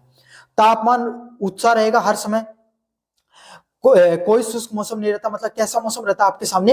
एकदम ह्यूमिडिटी से भरपूर रहता है आपके सामने, आर्द्रता बहुत ज्यादा देखने को मिलती है, और वर्षा भी बहुत ज्यादा होती रहती है। तापमान के सामने वो वापस क्या, वो इवेपोरेशन होता रहता है उसमें से। अब क्या होगा भाई? पूरे साल भर अच्छी बारिश होती रहेगी, तो इससे क्या हो जाएंगे आपके सामने? जंगल भी देखने को मिल जाएगी, अच्छे जंगल होंगे भाई। पूरे साल बारिश होगी तो घने वनों का निर्माण हो जाएगा, और सदाबहार अपने आप ही रहेंगे। क्यों? क्योंकि वर्षा होती रहती है। उदाहरणों से हर चीजों को समझाने का प्रयास कर रहा हूं, ट्रिक से याद करो। सबसे पहले क्या, भूमध्य क्षेत्र। भूमध्य क्षेत्र होता ना, है ना, वो कैसा क्षेत्र होता है जहां पे सबसे ज्यादा तापमान रहता है। भूमध्य क्षेत्र को तो ये स्थान तो याद रखे लोगों, भूमध्य के पास तापमान कैसा? बहुत ज्यादा उच्च तापमान है। बस इतना याद करना है कि भूमध्य क्षेत्र पे बहुत ज्यादा तापमान रहता है। क्यों रहता है ये भी बता देता हूँ। ये पूरी पृथ्वी अपनी, इसके बीच की रेखा को भूमध्य बोला जाता है। सूरज की किरणें साफ सीधी पड़ती हैं एकदम, समझ में आ गया ना। अब कोई चीज सीधी पड़ेगी तो क्या होगा, सबसे ज्यादा तापमान देखने को मिलेगा। अब कोई भी जगह, एक पानी का गिलास है, पानी का गिलास है, उस पर सीधी किरणें पड़ रही है ना, एक तो क्या हो जाएगा, उस पानी का गिलास आपने क्या कर रखा है, एक बक्से में रख रखा है और वहां पे सीधी तेज रोशनी गिर रही हो, तो पानी क्या हो जाएगा, गर्म होगा और इवेपोरेट होगा, फिर उसके बदल बनेंगे, कंडेंसेशन होगा, फिर बरसात हो जाएगी। तो क्या हो जाएगा आपके सामने, सबसे ज्यादा बरसात देखने को मिलेगी। तापमान उच्च है, आर्द्रता, क्यों, क्योंकि बार बार बारिश हो रही है और बार बार ताप क्या हो रहा है आपके सामने, जो इवेपोरेशन हो रहा है, तो क्या हो जाएगा, इससे आपके सामने आर्द्रता दिखाई पड़ेगी। अच्छा, बरसात हो रही है तो वन कैसे उगेंगे, घने उगेंगे, और कैसा होगा, सदाबहार वन देखने को मिलेंगे। समझ में आ गए सारे सारे कॉन्सेप्ट अच्छे से, एकदम उदाहरणों से, एकदम जीवित तरीके से मैं आपको हर चीज समझाने का प्रयास करता हूं। उष्ण कटिबंधीय सवाना वन, उष्ण कटिबंधीय सवाना क्षेत्र कैसा होता है, भूमध्य क्षेत्र से दूर, मतलब जो भूमध्य क्षेत्र होता है ना, उससे थोड़ा सा दूर जाओगे तब कैसा देखने को मिलता है आपके सामने, उष्ण कटिबंधीय सवाना क्षेत्र देखने को मिलता है। अच्छा, इस क्षेत्र में क्या है, यह क्षेत्र आपके सामने भूमध्य रेखा से थोड़ा, मतलब यहाँ के आसपास के Tropic of Cancer Tropic of Capricorn के आसपास देखने को मिलता है, उसका बीच का क्षेत्र होता है। तो यहाँ पर क्या तापमान तो अभी भी उच्च देखने को मिलता है, क्यों, क्योंकि गर्मियों में यहाँ पर सीधी धूप वो पड़ती है। समझ में आ गया। लेकिन शुष्क और आर्द्र मौसम दोनों दिखाई पड़ता है। कैसे क्यों दिखाई पड़ता है शुष्क और आर्द्र मौसम यहाँ पर, इसीलिए दिखाई पड़ता है क्यों, बरसात है, बारिश है, बरसात है, वो कैसी होती है, फिक्स समय पर होती है। समझ में आ गया, मतलब जब धूप पड़ेगी तब उसके बाद में बरसात देखने को मिलती है, बाकी का समय शुष्क दिखाई पड़ता है। और अगला क्या है, लंबी घास के मैदान। अब क्या है, तापमान ठीक ठाक है, समझ में आ गया, खाली जमीन पड़ी हुई है बहुत ज्यादा आपके सामने, तापमान अच्छा है, बारिश भी हो जाती है, समय पर धूप भी खिल जाती है, वातावरण एकदम क्या है, अनुकूलित है। तो कैसा क्या उगेगा, बड़े बड़े मैदानों में क्या उग जाती है, घास उग जाती है, इसलिए क्या बोला जाता है उनको, उष्ण कटिबंधीय सवाना वन के नाम से जाना जाता है। समझ में आ गया। बिखरे हुए पेड़ दिखाई पड़ते हैं, दूर दूर होंगे आपके घास के मैदानों में, दूर दूर पेड़ भी दिखाई पड़ जाते हैं। क्लियर हो गई सारी चीजें। अगला क्षेत्र आपके सामने मरुस्थलीय क्षेत्र। अच्छा, मरुस्थलीय क्षेत्र में आपको बताने की जरूरत नहीं होती, उष्ण कटिबंधीय उच्च दाब का क्षेत्र होता है, जहां पर वहां पर ये सब दिखाई पड़ते हैं। क्या होता है आपके सामने, उच्च व निम्न तापमान दोनों प्रकार का तापमान दिखाई पड़ेगा। दिन में गर्मी पड़ेगी, बालू मिट्टी या फिर बलुई मिट्टी ऐसी मुख्यतः पाई जाती है, जो क्या होती है आपके सामने, जिससे तापमान है वो दिन में वो बहुत जल्दी गर्म हो जाती है। आपके सामने मिट्टी, आप सबको पता है मिट्टी का सिद्धांत है, बहुत जल्दी गर्म होगी, बहुत जल्दी ठंडी होगी। तो मिट्टी मिट्टी है तो क्या होगी, बहुत जल्दी गर्म हो जाती है दिन में, तो उच्च तापमान देखने को मिलेगा। जैसे ठंड होती है तो बहुत जल्दी ठंडी भी हो जाती है, तो रात का तापमान बहुत कम भी दिखाई पड़ता है। समझ में आ गया आपके सामने। तो उच्च तापमान भी है और आपके सामने निम्न तापमान, दोनों का दोनों तापमान भी दिखाई पड़ते हैं। अगला क्या, बहुत कम वर्षा भी होती है। साथ के साथ क्या दिखाई पड़ता है, बरसात की बात करें, बारिश की बात करें, बहुत कम वर्षा दिखाई पड़ती है। समझ में आ गया आपके सामने, क्यों, क्योंकि भैया आपके सामने जो यहाँ पर क्या होता है, पानी होता नहीं तो इवेपोरेशन होगा नहीं, इवेपोरेशन होगा नहीं तो क्या होगा, बरसात कहां से होगी आपके सामने, तो बरसात बहुत कम दिखाई पड़ती है। शुष्क वनस्पतीय क्षेत्र दिखाई पड़ते हैं, और क्या होगा आपके सामने, वनस्पति कैसी होगी, भाई एक बात बताओ, कोई पेड़ है उसको पानी नहीं लग पा रहा है तो आपके सामने वो हरा भरा कैसे रह पाएगा, शुष्क रहेगा। तो झाड़ियां मुख्यतः यहाँ पर देखने को मिलती हैं, कैक्टस उग जाते हैं, झाड़ियां उग जाती हैं, मुख्यतः आपके सामने इस प्रकार के पेड़ पौधे आपके सामने दिखाई पड़ते हैं। समझ में आ रहा है, अपना जैसलमेर वाला क्षेत्र मान लो। अगला क्या है, अगला क्षेत्र क्या, भूमध्य सागरीय क्षेत्र। महाद्वीपों के तट, पश्चिमी तट, जो पश्चिमी ये वाला तट होता है ना कोई भी, इसको बोला जाता है भूमध्य सागरीय क्षेत्र, मेडिटेरियन सी, है ना। महाद्वीपों के पश्चिमी तट जो 30 से 45 अक्षांश पे आपके सामने मौजूद है। किस प्रकार की विशेषताएं आपके सामने इनकी, गर्म, शुष्क, गर्म एक मिनट तापमान एकदम गर्म दिखाई पड़ेगा, शुष्क ग्रीष्म काल होगा, मतलब एकदम क्या होगा आपके सामने ठंडा, शुष्क मतलब एकदम सूखा ग्रीष्म काल, गर्मियों में कोई बरसात नहीं दिखाई पड़ती है। समझ में आ गया आपके सामने। और सर्दियां कैसी, आंध्र सर्दियां दिखाई पड़ती है, मतलब यहाँ पे सर्दियों में बरसात दिखाई पड़ती है। राजस्थान, अपने राजस्थान के क्षेत्र में या उत्तर भारत के क्षेत्र में आपके सामने सर्दियों में बरसात होती है, जिसको माउट के नाम से जाना जाता है। राजस्थान के क्षेत्र में देखा होगा ना भाई, आपने कहा कि चना और गेहूं तो जल्दी ठीक होगा जब माउट होगी, है ना, सुना ना आपने। तो ये जो मावट होती है क्यों होती है? क्योंकि जो मेडिटेरियन भूमध्य सागर है वहां से जो हवाएं वो बादल यहाँ तक आते हैं, इस वजह से यहाँ पर क्या दिखाई पड़ती है? बारिश होती है। तो भूमध्य क्षेत्र पे क्या होता है भाई, अपने क्षेत्र अपना यहाँ पर जो उत्तर भारत का क्षेत्र है यहाँ पर गर्मियों में बरसात होती है और सर्दियां शुष्क रहती है मुख्यतः, है ना, एक आध माउट होती है बस। तमिलनाडु में उल्टा है, गर्मियों में आपके सामने क्या रहेगी?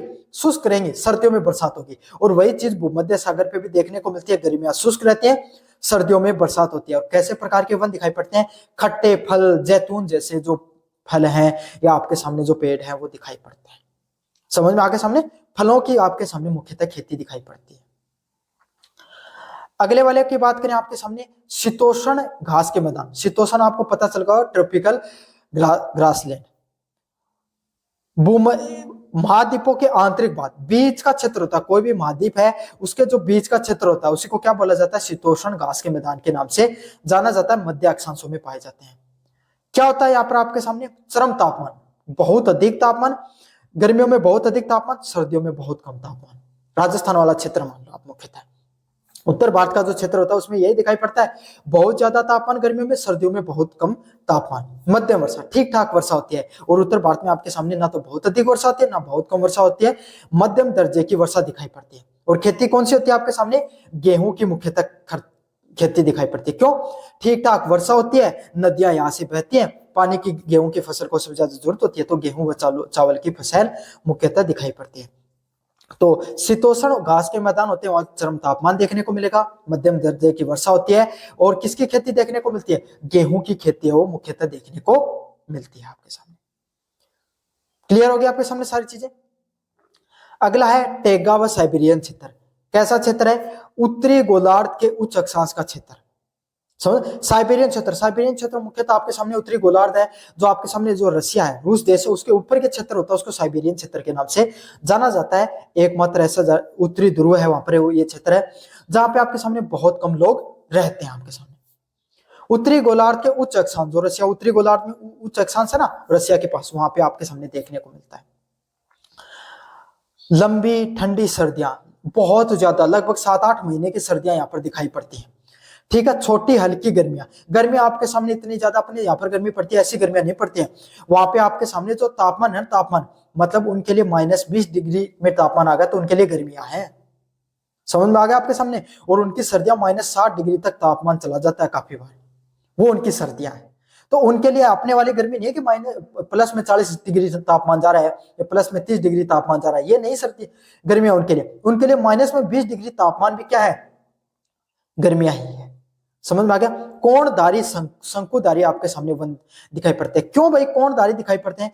क्योंकि एक बात देखो, अपने पेड़ कैसे, राजस्थान में पेड़ कैसे होंगे आपके सामने? ऐसे वाले पेड़ दिखाई पड़ते हैं, ऐसे वाले पेड़ होंगे आपके सामने, ऐसे वाले पेड़ होते हैं ना, ऐसे वाले, है ना, ये ऐसा पेड़ है और उसके सामने ऐसी पत्तियां, ऐसे पेड़ होंगे। अब सोचो क्या हो रही है आपके सामने? बर्फ पड़ रही है, सारे पेड़ पे बर्फ ही बर्फ जमा हो जाएगी, तो पेड़ क्या हो जाएगा? टूट सकता है, पेड़ को नुकसान हो जाए। इसलिए कैसा, उस जलवायु के जो पेड़ है उन्होंने किस किस प्रकार से खुद को डाल लिया है, इस प्रकार से जैसे बर्फ गिरती है वो फिसल फिसल कर नीचे गिरना शुरू हो जाती है। इसलिए कैसे वन पाए जाते हैं? कोणधारी वन के कोणधारी वन या शंकुधारी वन यहाँ पर पाए जाते हैं। अगले वाली कौन से? टुंड्रा। टुंड्रा क्षेत्र कौन सा होता है? जो अंटार्कटिका का जो क्षेत्र होता है, अंटार्कटिक क्षेत्र होते हैं, वहां पर कैसे प्रकार की आपके सामने जो चीजें पाई जाती हैं? अंटार्कटिका क्षेत्र में टुंड्रा आपके सामने जो हमारी जो जलवायु वो पाई जाती है। कैसी होती है ये? अब अंटार्कटिका से आपको क्या लगा भाई, अंटार्कटिका में कैसी जलवायु पाई जाएगी आपके सामने? ठंडी, अत्यधिक ठंडी सर्दियां, मतलब एकदम जापरिया समझ लो 9-10 महीने आपके सामने सर्दियां देखने को मिलती है। जमी हुई मिट्टी, जिसको परमाफ्रॉस्ट के नाम से जाना जाता है। परमाफ्रॉस्ट क्या होता है? लगभग ये समझ लो कि जैसे अपन खुदाई, भाई अपने बोरवेल कराई होगी, क्या निकलती है वहां पर? मिट्टी निकलती है। लेकिन वहां पर अगर बोरवेल करोगे तो यह समझ लो बर्फ के अलावा कुछ नहीं निकलेगा, जमीन तो बहुत ज्यादा नीचे दब गई है। यह समझ लो सदियों से आपके सामने जो बर्फ है वो जमती चली जाती है, उसको परमाफ्रॉस्ट के नाम से जाना जाता है। यहाँ पर कोई प्रकार के पेड़ पौधे नहीं उगाए दिखाई देंगे आपके सामने, कोई पेड़ पौधे ज्यादा नहीं उगते हैं, केवल काई उगती है, लाइकेन। ये क्या होता है? काई और लाइकेन तो आप जानते हो ना, जो शैवाल होते हैं ना आपके सामने, उनको बोला जाता है, वो उगती है। और छोटी छोटी बहुत कम झाड़ियां आपके सामने उगती हैं यहाँ पर। अगले वाला क्षेत्र कौन सा आपके सामने उच्च भूमि पर्वतीय क्षेत्र है। उच्च भूमि पर्वतीय क्षेत्र कौन सा है? पहाड़ी क्षेत्र को उच्च भूमि पर्वतीय क्षेत्र बोलते हैं। जैसे नाम से पता चला आपके सामने, ऊंचाई के साथ तापमान और वनस्पतियों में परिवर्तन, मतलब जैसे जैसे ऊंचाई बढ़ती चली जाती है तापमान में परिवर्तन और वनस्पतियों में भी परिवर्तन दिखाई देता है आपके सामने। ये जलवायु क्षेत्र ना होकर केवल प्राकृतिक वनस्पति को प्रभावित करते हैं। इसमें क्या आता है आपके सामने, सबसे नीचे तो थोड़े वन दिखाई देंगे, फिर आपके सामने थोड़ी झाड़ियां वगैरह, फिर आपके सामने जो शंकुधारी वन है वो आपके सामने दिखाई पड़ते हैं। ये क्या होता है आपके सामने, प्राकृतिक वनस्पति को प्रभावित करते हैं, बल्कि मानव गतिविधियों और कृषि पैटर्न को भी निर्धारित करते हैं। आपके सामने यहाँ पर जो झूम खेती दिखाई पड़ती है, इस प्रकार की जो सीढ़ीदार खेतियां हैं वो मुख्यतः देखने को मिलती है। समझ में आ गया आपके सामने? बहुत विस्तार से मैंने हर चीज को आपको बताया है कि विश्व भर में किस प्रकार का जलवायु क्षेत्र पाया जाता है और उनकी क्या विशेषताएं होती हैं। विस्तार से अपन ने सारी सारी चीजों को समझा है। कैसा लगा वीडियो जरूर से बताना, चैनल को जरूर से सब्सक्राइब कर देना और अपने दोस्तों को जरूर से शेयर करना। धन्यवाद। हेलो बच्चों, मेरा नाम है मोहित और आपका स्वागत है हमारे यूट्यूब चैनल हिस्ट्री चैंपियन में। तो जैसा कि आप जानते हो, आपका जो पेपर होने वाला है आधुनिक काव्य का, हिंदी लिटरेचर का बीए 5th सेमेस्टर का जो पेपर होने वाला है आधुनिक काव्य का, या आप अन्य कोई सेमेस्टर के विद्यार्थियों और आपका आधुनिक काव्य का जो पेपर होगा, तो उससे संबंधित आपके सामने अपन जितने भी महत्वपूर्ण प्रश्न है यूनिट वाइज उन्हीं सभी प्रश्नों को पढ़ने वाले हैं। काफी ज्यादा महत्वपूर्ण ये आपके सामने वीडियो होने वाला है। तो आपको क्या करना है, चैनल को सब्सक्राइब कर देना है, वीडियो को लाइक कर देना और अपने दोस्तों को जरूर से शेयर कर देना है। चलो शुरू करते हैं अपन। यूनिट फर्स्ट का जो पहला इंपॉर्टेंट क्वेश्चन आपके सामने, और ये वाली पीडीएफ है, ये आपको हमारे टेलीग्राम चैनल पे मिल जाएगी। टेलीग्राम चैनल को जरूर से ज्वाइन कर लेना। साथ के साथ आपको जो अन्य वीडियोस का सॉल्यूशन हमारे जो यूट्यूब चैनल पे देखने को मिलेगा, तो यूट्यूब चैनल को भी जरूर से ज्वाइन करना।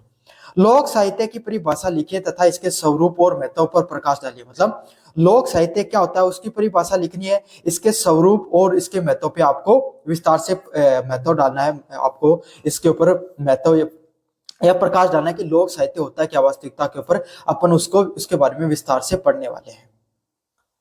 परिभाषा की बात करें लोक साहित्य के ऊपर, आपको इतना तो पता होगा, लोक साहित्य मतलब जो आपके क्षेत्रीय, जो आपके आसपास जो साहित्य लिखा गया उसको लोक साहित्य के नाम से जानते हैं। अब इसकी पूरी विस्तार से अपन देखेंगे। लोक साहित्य किसी विशिष्ट समुदाय या अंचल में मौखिक परंपराओं द्वारा पीढ़ी दर पीढ़ी स्थानांतरित होने वाली साहित्य विधा। मतलब लोक साहित्य क्या होता है, कोई भी विशिष्ट समुदाय है, चाहे आपके सामने चाहे धर्म से संबंधित हो, चाहे जाति से संबंधित हो, चाहे कोई धार्मिक पक्ष हो उसका, चाहे आपके सामने ऐतिहासिक पक्ष हो। समझ में आ गया? जैसे कि मैं आपके सामने बताऊं, जब आपके सामने जो हमारे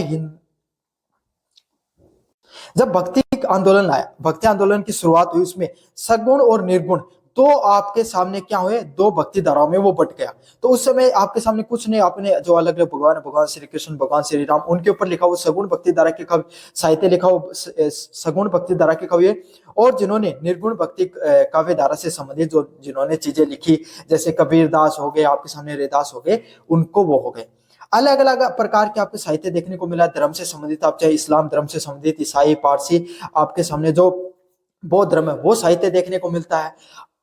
और आपके सामने जो साहित्य होता है जो आपके लोकल लैंग्वेज में लिखा जाता है, आधुनिक काव्य में जो साहित्य लिखा गया, समझ में आ गया? तो कोई भी विशिष्ट समुदाय, मतलब कोई एक समुदाय पकड़ लो, कोई जगह, अंचल मतलब कोई क्षेत्र हो गया, उससे संबंधित मौखिक परंपराओं द्वारा पीढ़ी दर पीढ़ी स्थानांतरित होने वाली जो साहित्य होता है उसको क्या कहा जाता है, उसको लोक साहित्य के नाम से जाना जाता है। मतलब मौखिक रूप से भी इस साहित्य के स्थानांतरण देखने को मिलता है। आप राजस्थान के विद्यार्थियों, शादी ब्याह में आपके सामने हमारे गीत गाए जाते हैं। क्या वो गीतों को आपके मम्मी या फिर आपकी जो बहन है या आपकी दादी है, क्या उन्होंने कभी उनको पढ़ा है? कोई किताब थोड़ी आई थी उसकी जिसमें किताब में पढ़कर उन्होंने याद किया, नहीं किया ना। वो भी आपके सामने एक पीढ़ी से दूसरी पीढ़ी पर मौखिक रूप से वो चीजें स्थानांतरित होती चलेगी। शादी ब्याह में आपने गीत सुने होंगे ना, जो महिला आपके सामने जो शादी ब्याह पे गीत गाती हैं, या फिर हमारी लोक परंपरा से संबंधित कोई भी देवता है, चाहे रामदेव जी हैं, चाहे आपके सामने गुग्गा जी हैं, चाहे बाबू जी हैं आपके सामने, चाहे आपके सामने जो तेजा जी हैं, इन सब के जो गीत गाए जाते हैं ये आपके सामने लिखित से ज्यादा मौखिक रूप से स्थानांतरित होते हैं, जिसके रचयिता ज्ञात है। और इन सबको किसने लिखा इसके बारे में भी नहीं पता चलता है। और ये जनमानस की भावनाएं, अनुभव, विश्वास और जीवन शैली को अभिव्यक्त करते हैं। आपके सामने जो गीत देखने को मिलते हैं, जो मैंने आपको उदाहरण दिया, शादी ब्याह में हमारे लोक देवताओं से संबंधित जो गीत देखने को मिलते हैं, इसमें क्या होता है आपके सामने, जो हमारे जनमानस है, जो आसपास के जो लोग हैं, उनके अंदर उनकी क्या भावनाएं हैं, उन्होंने जीवन में क्या अनुभव किया, उसके आधारित आपके सामने विश्वास और जीवन शैली पे आधारित क्या ये लोक साहित्य देखने को मिलता है।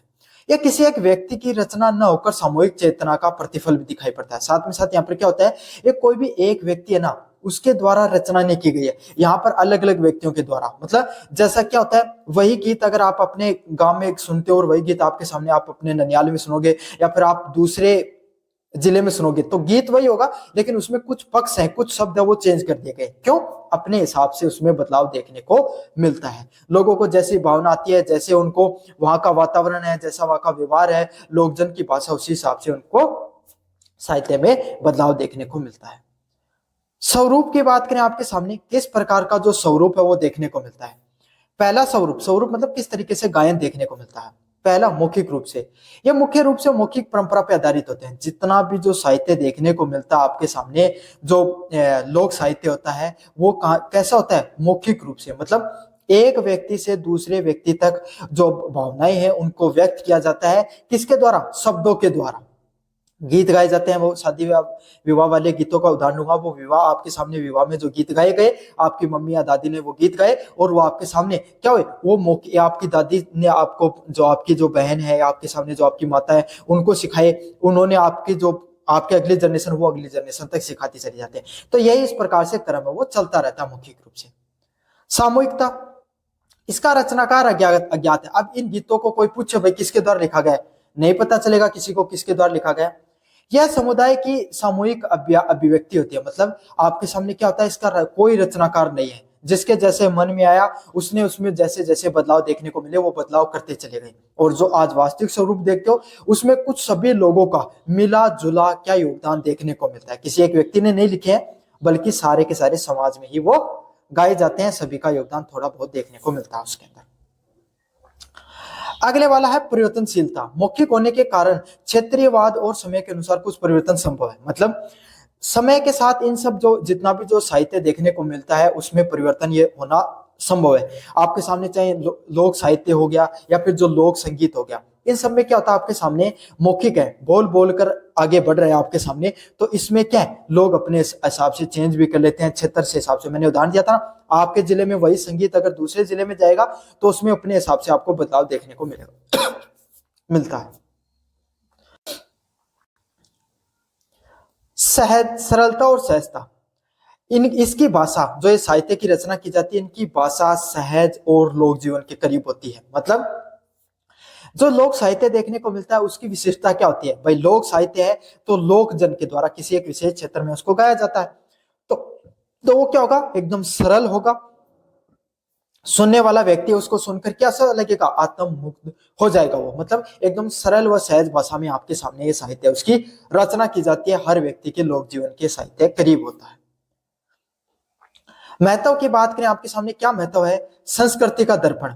ये किसी समाज की संस्कृति, रीति रिवाज, विश्वास और मूल्य को दर्शाता है। ये जो क्या देखने को मिलता है इसमें, संस्कृति का दर्पण है। संस्कृति का दर्पण क्या होता है, आपके सामने कोई भी समाज है उसमें कैसे रीति रिवाज चलते हैं, कैसे वहां की संस्कृति है, कैसे उनके विश्वास व मूल्य हैं, इन सब चीजों को दिखाया जाता है इसके द्वारा।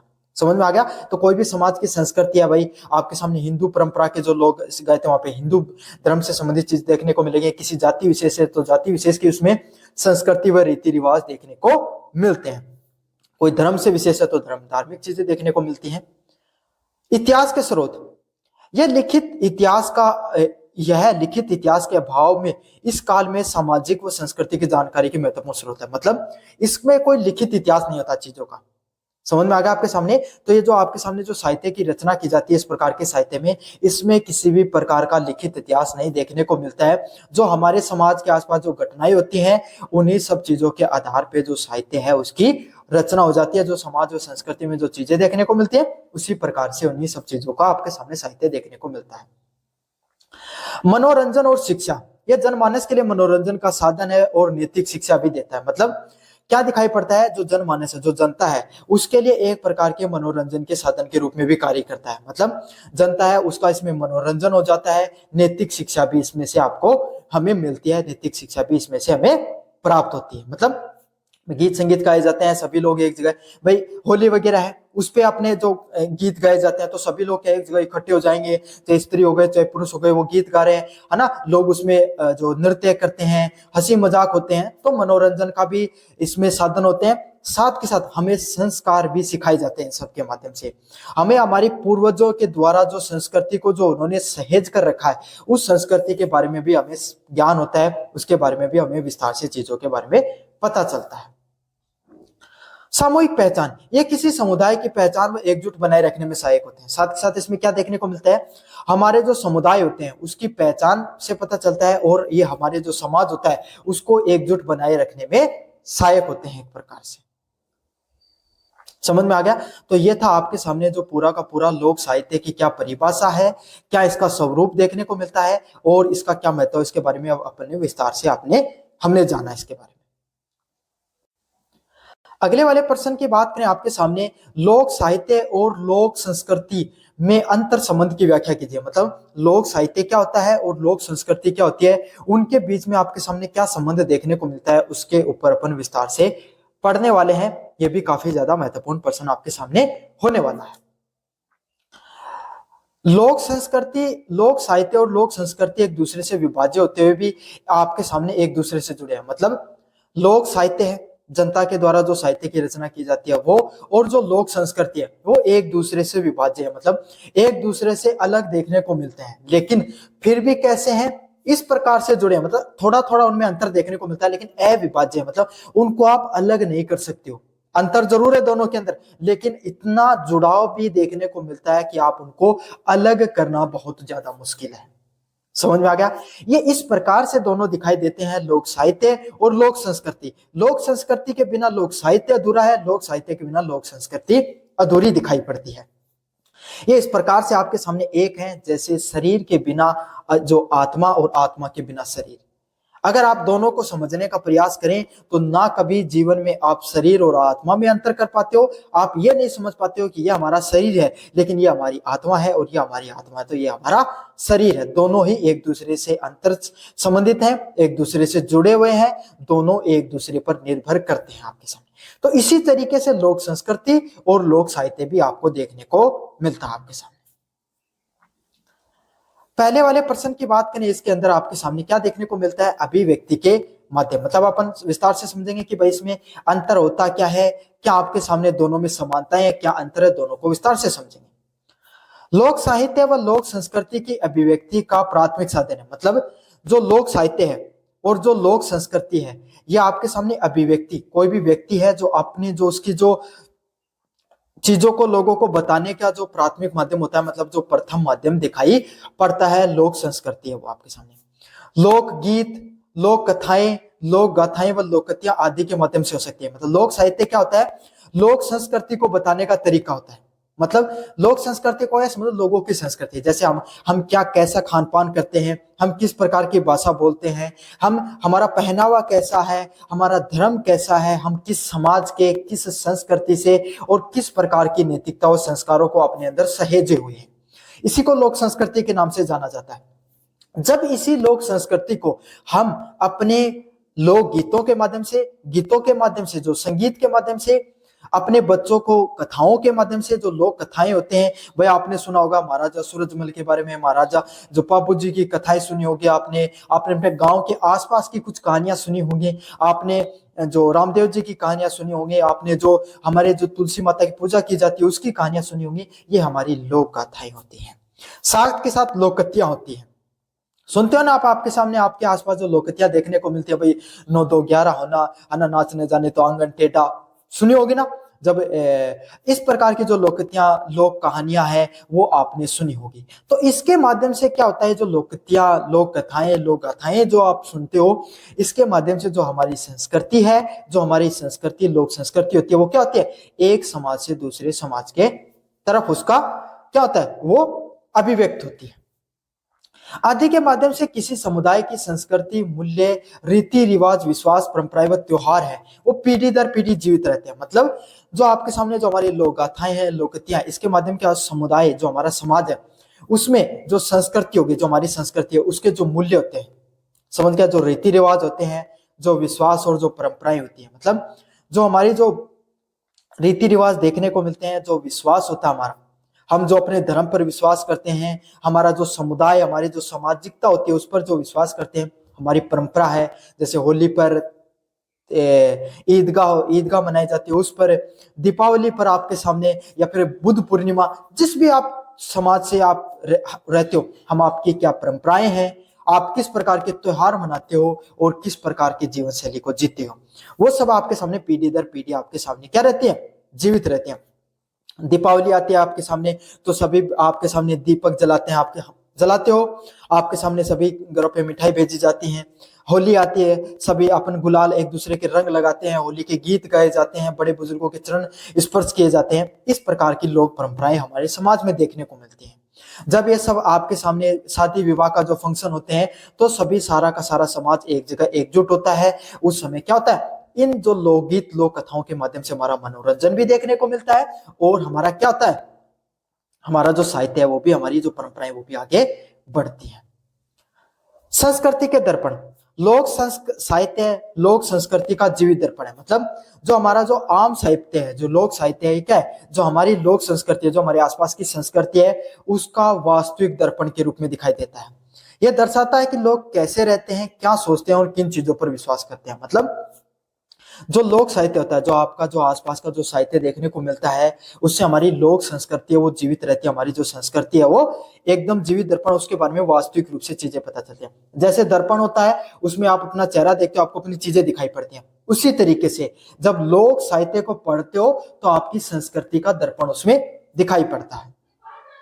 यह दिखाई देता है कि लोग कैसे रहते हैं, ये क्या पता चलता है कि लोग जीवन में कैसे रहते हैं और वो किस प्रकार का सोच रखते हैं, किन किन चीजों पर विश्वास रखते हैं और उनका जीवन में क्या अनुभव है। तो देखो, आप शादी विवाह के अंदर जो आपके सामने किस किस प्रकार के गीत गाए जाते हैं, हमारी जो संस्कृति है, जो त्योहार होते हैं, है ना, जो दीपावली हो गया, होली हो गया, ईद का, जैसे भी जो भी त्योहार होते हैं वहां पे आपके सामने क्या दिखाई देता है, वैसे ही संगीत दिखाई देते हैं। उदाहरण के लिए एक क्षेत्र में लोकगीत वहां के कृषि चक्र, मतलब होली क्यों होती है भाई, होली दीपावली मुख्यतः कब मनाए जाते हैं, जब आपके सामने फसल की कटाई होती है। तो आपके सामने उसी के उपलक्ष्य में भाई लोग पहले के जिस समय ये त्योहार शुरू हुए होंगे, उस समय क्या हुआ होगा, फसल कटने के बाद में लोग थोड़े आपके सामने काम करने के बाद में थोड़ा सा उनके बीच में खाली समय बच गया होगा, तो उस समय त्योहारों की रचना की गई ताकि लोग थोड़ा रिलैक्स कर सके। समझ में आ गया। तो ऐसे लावणी के समय थोड़ी आते हैं कोई त्योहार, नहीं आता है कोई बड़ा त्योहार, इसीलिए नहीं आते।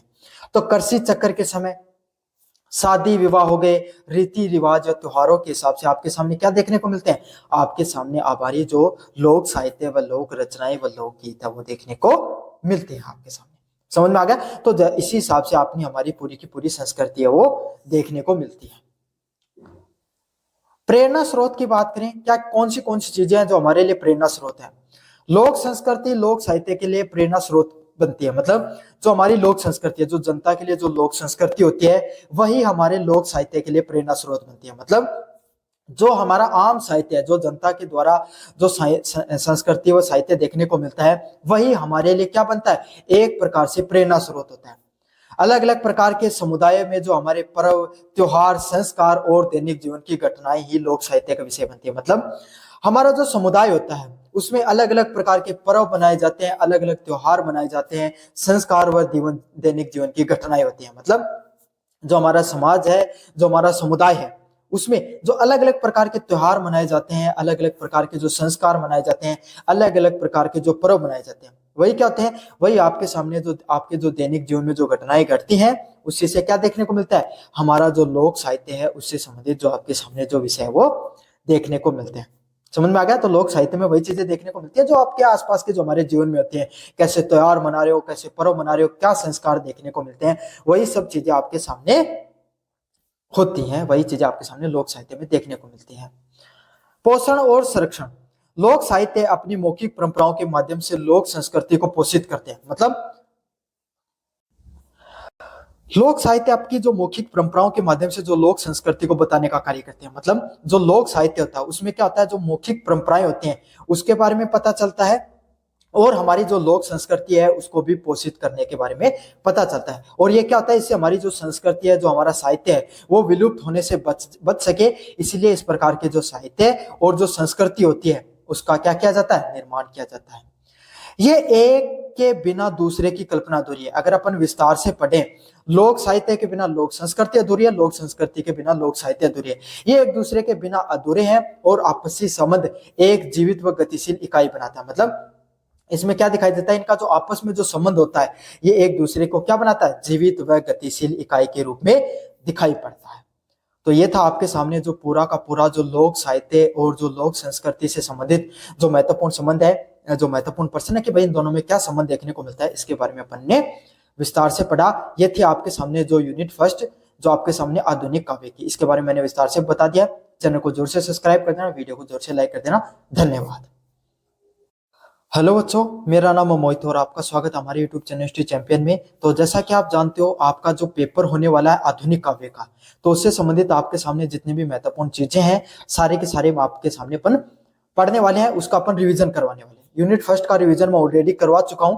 अब इस वीडियो में अपन देखेंगे यूनिट नंबर सेकंड का रिवीजन, जिसमें लोकगीत और लोक कथाओं से संबंधित आपके सामने सारे के सारे जो महत्वपूर्ण प्रश्न है वो देखने को मिलते हैं, उसके बारे में अपन विस्तार से पढ़ने वाले हैं। तो आपको क्या करना है, वीडियो को लाइक कर देना है, चैनल को सब्सक्राइब कर देना है। काफी बच्चे चैनल को सब्सक्राइब नहीं करते हैं, सभी बच्चों से अनुरोध है चैनल को सब्सक्राइब कर देना, कर दो आप। ये जो पीडीएफ जो मैं आपको पढ़ा रहा हूँ ये आपको हमारे टेलीग्राम चैनल पे देखने को मिलेगी। टेलीग्राम चैनल का लिंक डिस्क्रिप्शन में दे रखा है। सभी बच्चे टेलीग्राम को ज्वाइन कर लेना, फ्री में नोट्स वहीं पर मिल जाएंगे आपको, चाहे 5th सेमेस्टर के, 3rd के, 5th किसी के भी सारे नोट्स फ्री में यहीं पर देखने को मिलते हैं।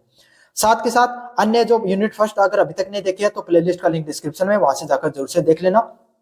और यहाँ पर जो आपके सामने जो व्यू प्रोडक्ट का ऑप्शन दिखाई दे रहा है और आपके सामने जो शॉपिंग वाला ऑप्शन दिखाई दे रहा है, वहां पर अगर कोई भी चीज खरीदना चाहते हो, जैसे मैंने आपके सामने जो जैकेट वगैरह ये जो चीजें खरीदी है वो वहां पर ऑनलाइन शॉपिंग खरीदी है, सबसे ज्यादा डिस्काउंट उसमें देखने को मिलता है। आपके सामने जो स्पीकर लिया है आपके सामने, तो आप भी खरीद सकते हो, सबसे ज्यादा डिस्काउंट देखने को मिलेगा। इस समय चल रहा है डिस्काउंट।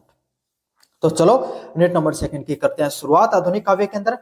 इसमें क्या है, लोकगीत की विशेषताएं लिखिए कि लोकगीत क्या होते हैं और इसके विभिन्न प्रकारों का संक्षेप में वर्णन कीजिए। मतलब लोकगीत के जो विशेषताओं के बारे में बताइए और इसके जो विभिन्न प्रकार होते हैं उसके बारे में आपको संक्षेप में वर्णन करना है कि आपके सामने लोकगीत और लोक कथाएं से संबंधित प्रश्न है। तो इसमें लोकगीतों के बारे में देखेंगे आपके सामने क्या होता है लोकगीत। विशेषताओं की बात करें आपके सामने, सामूहिकता, जो लोकगीत होते हैं भाई, अलोकगीत क्या होते हैं पहले मैं आपको एक छोटा सा उदाहरण देकर समझाता हूं। जो आपके सामने जो शादी विवाह होते हैं उसमें जो आपने गीत सुने होंगे वो महिलाएं जो गाती हैं वही लोकगीत होते हैं आपके सामने। समझ में आ गया। होली का त्योहार होता है, अपन जो डफ होता है, डफ आपने सुना ना, वो जिसमें जो एक प्रकार से खुला होता है और जिसपे अपन बजाते हैं और जो आपके सामने जो गाए जाते हैं, संगीत गाया जाता है, तो वो भी लोकगीत होते हैं।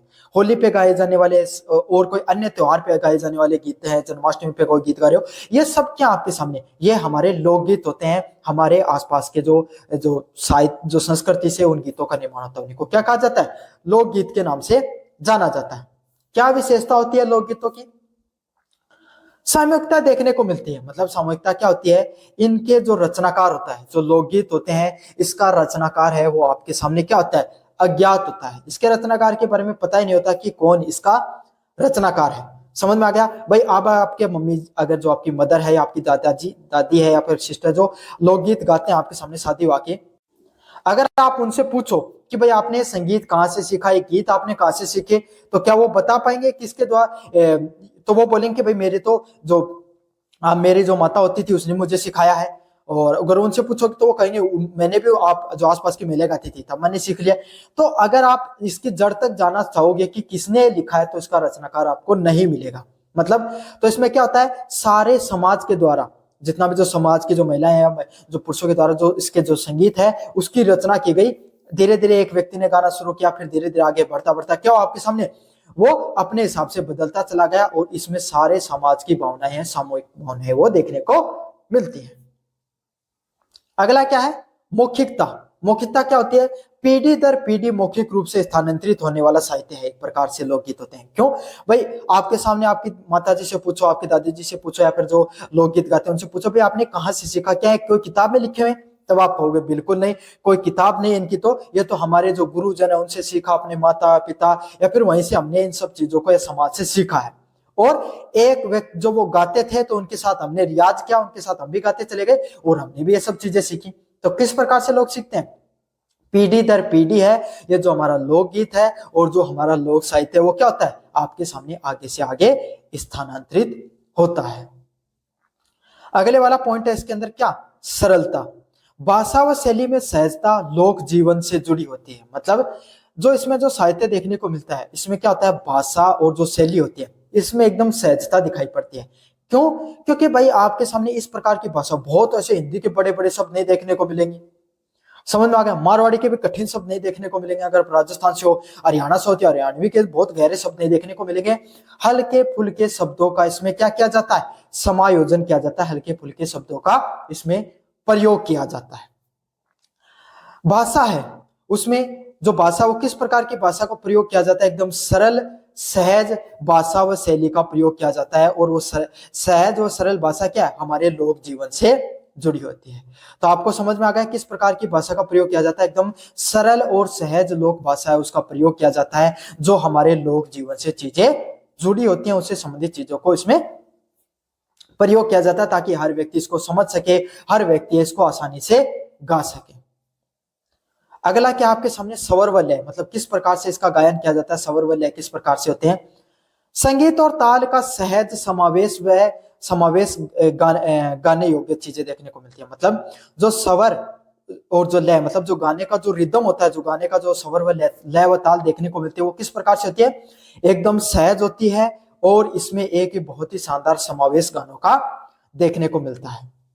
समझ में आ गया। तो स्वर और लय क्या होते हैं, महिलाएं बहुत ही प्रिय, मतलब अपनी जो होती है उनकी मधुर ध्वनि होती है उसके द्वारा उनको गाया जाता है। कहाँ पर उनको अधिक जोर से बोलना है, कहाँ उनको हल्का छोड़ना है, वो सब कुछ उनके द्वारा कैसे, खुद के द्वारा ही वो क्या किया जाता है, समायोजित किया जाता है। वो खुद ही उन सब चीजों को सीखती है जो उन्होंने सीखा, उसी हिसाब से उनको जो स्वर लय ताल को वो तय करती है।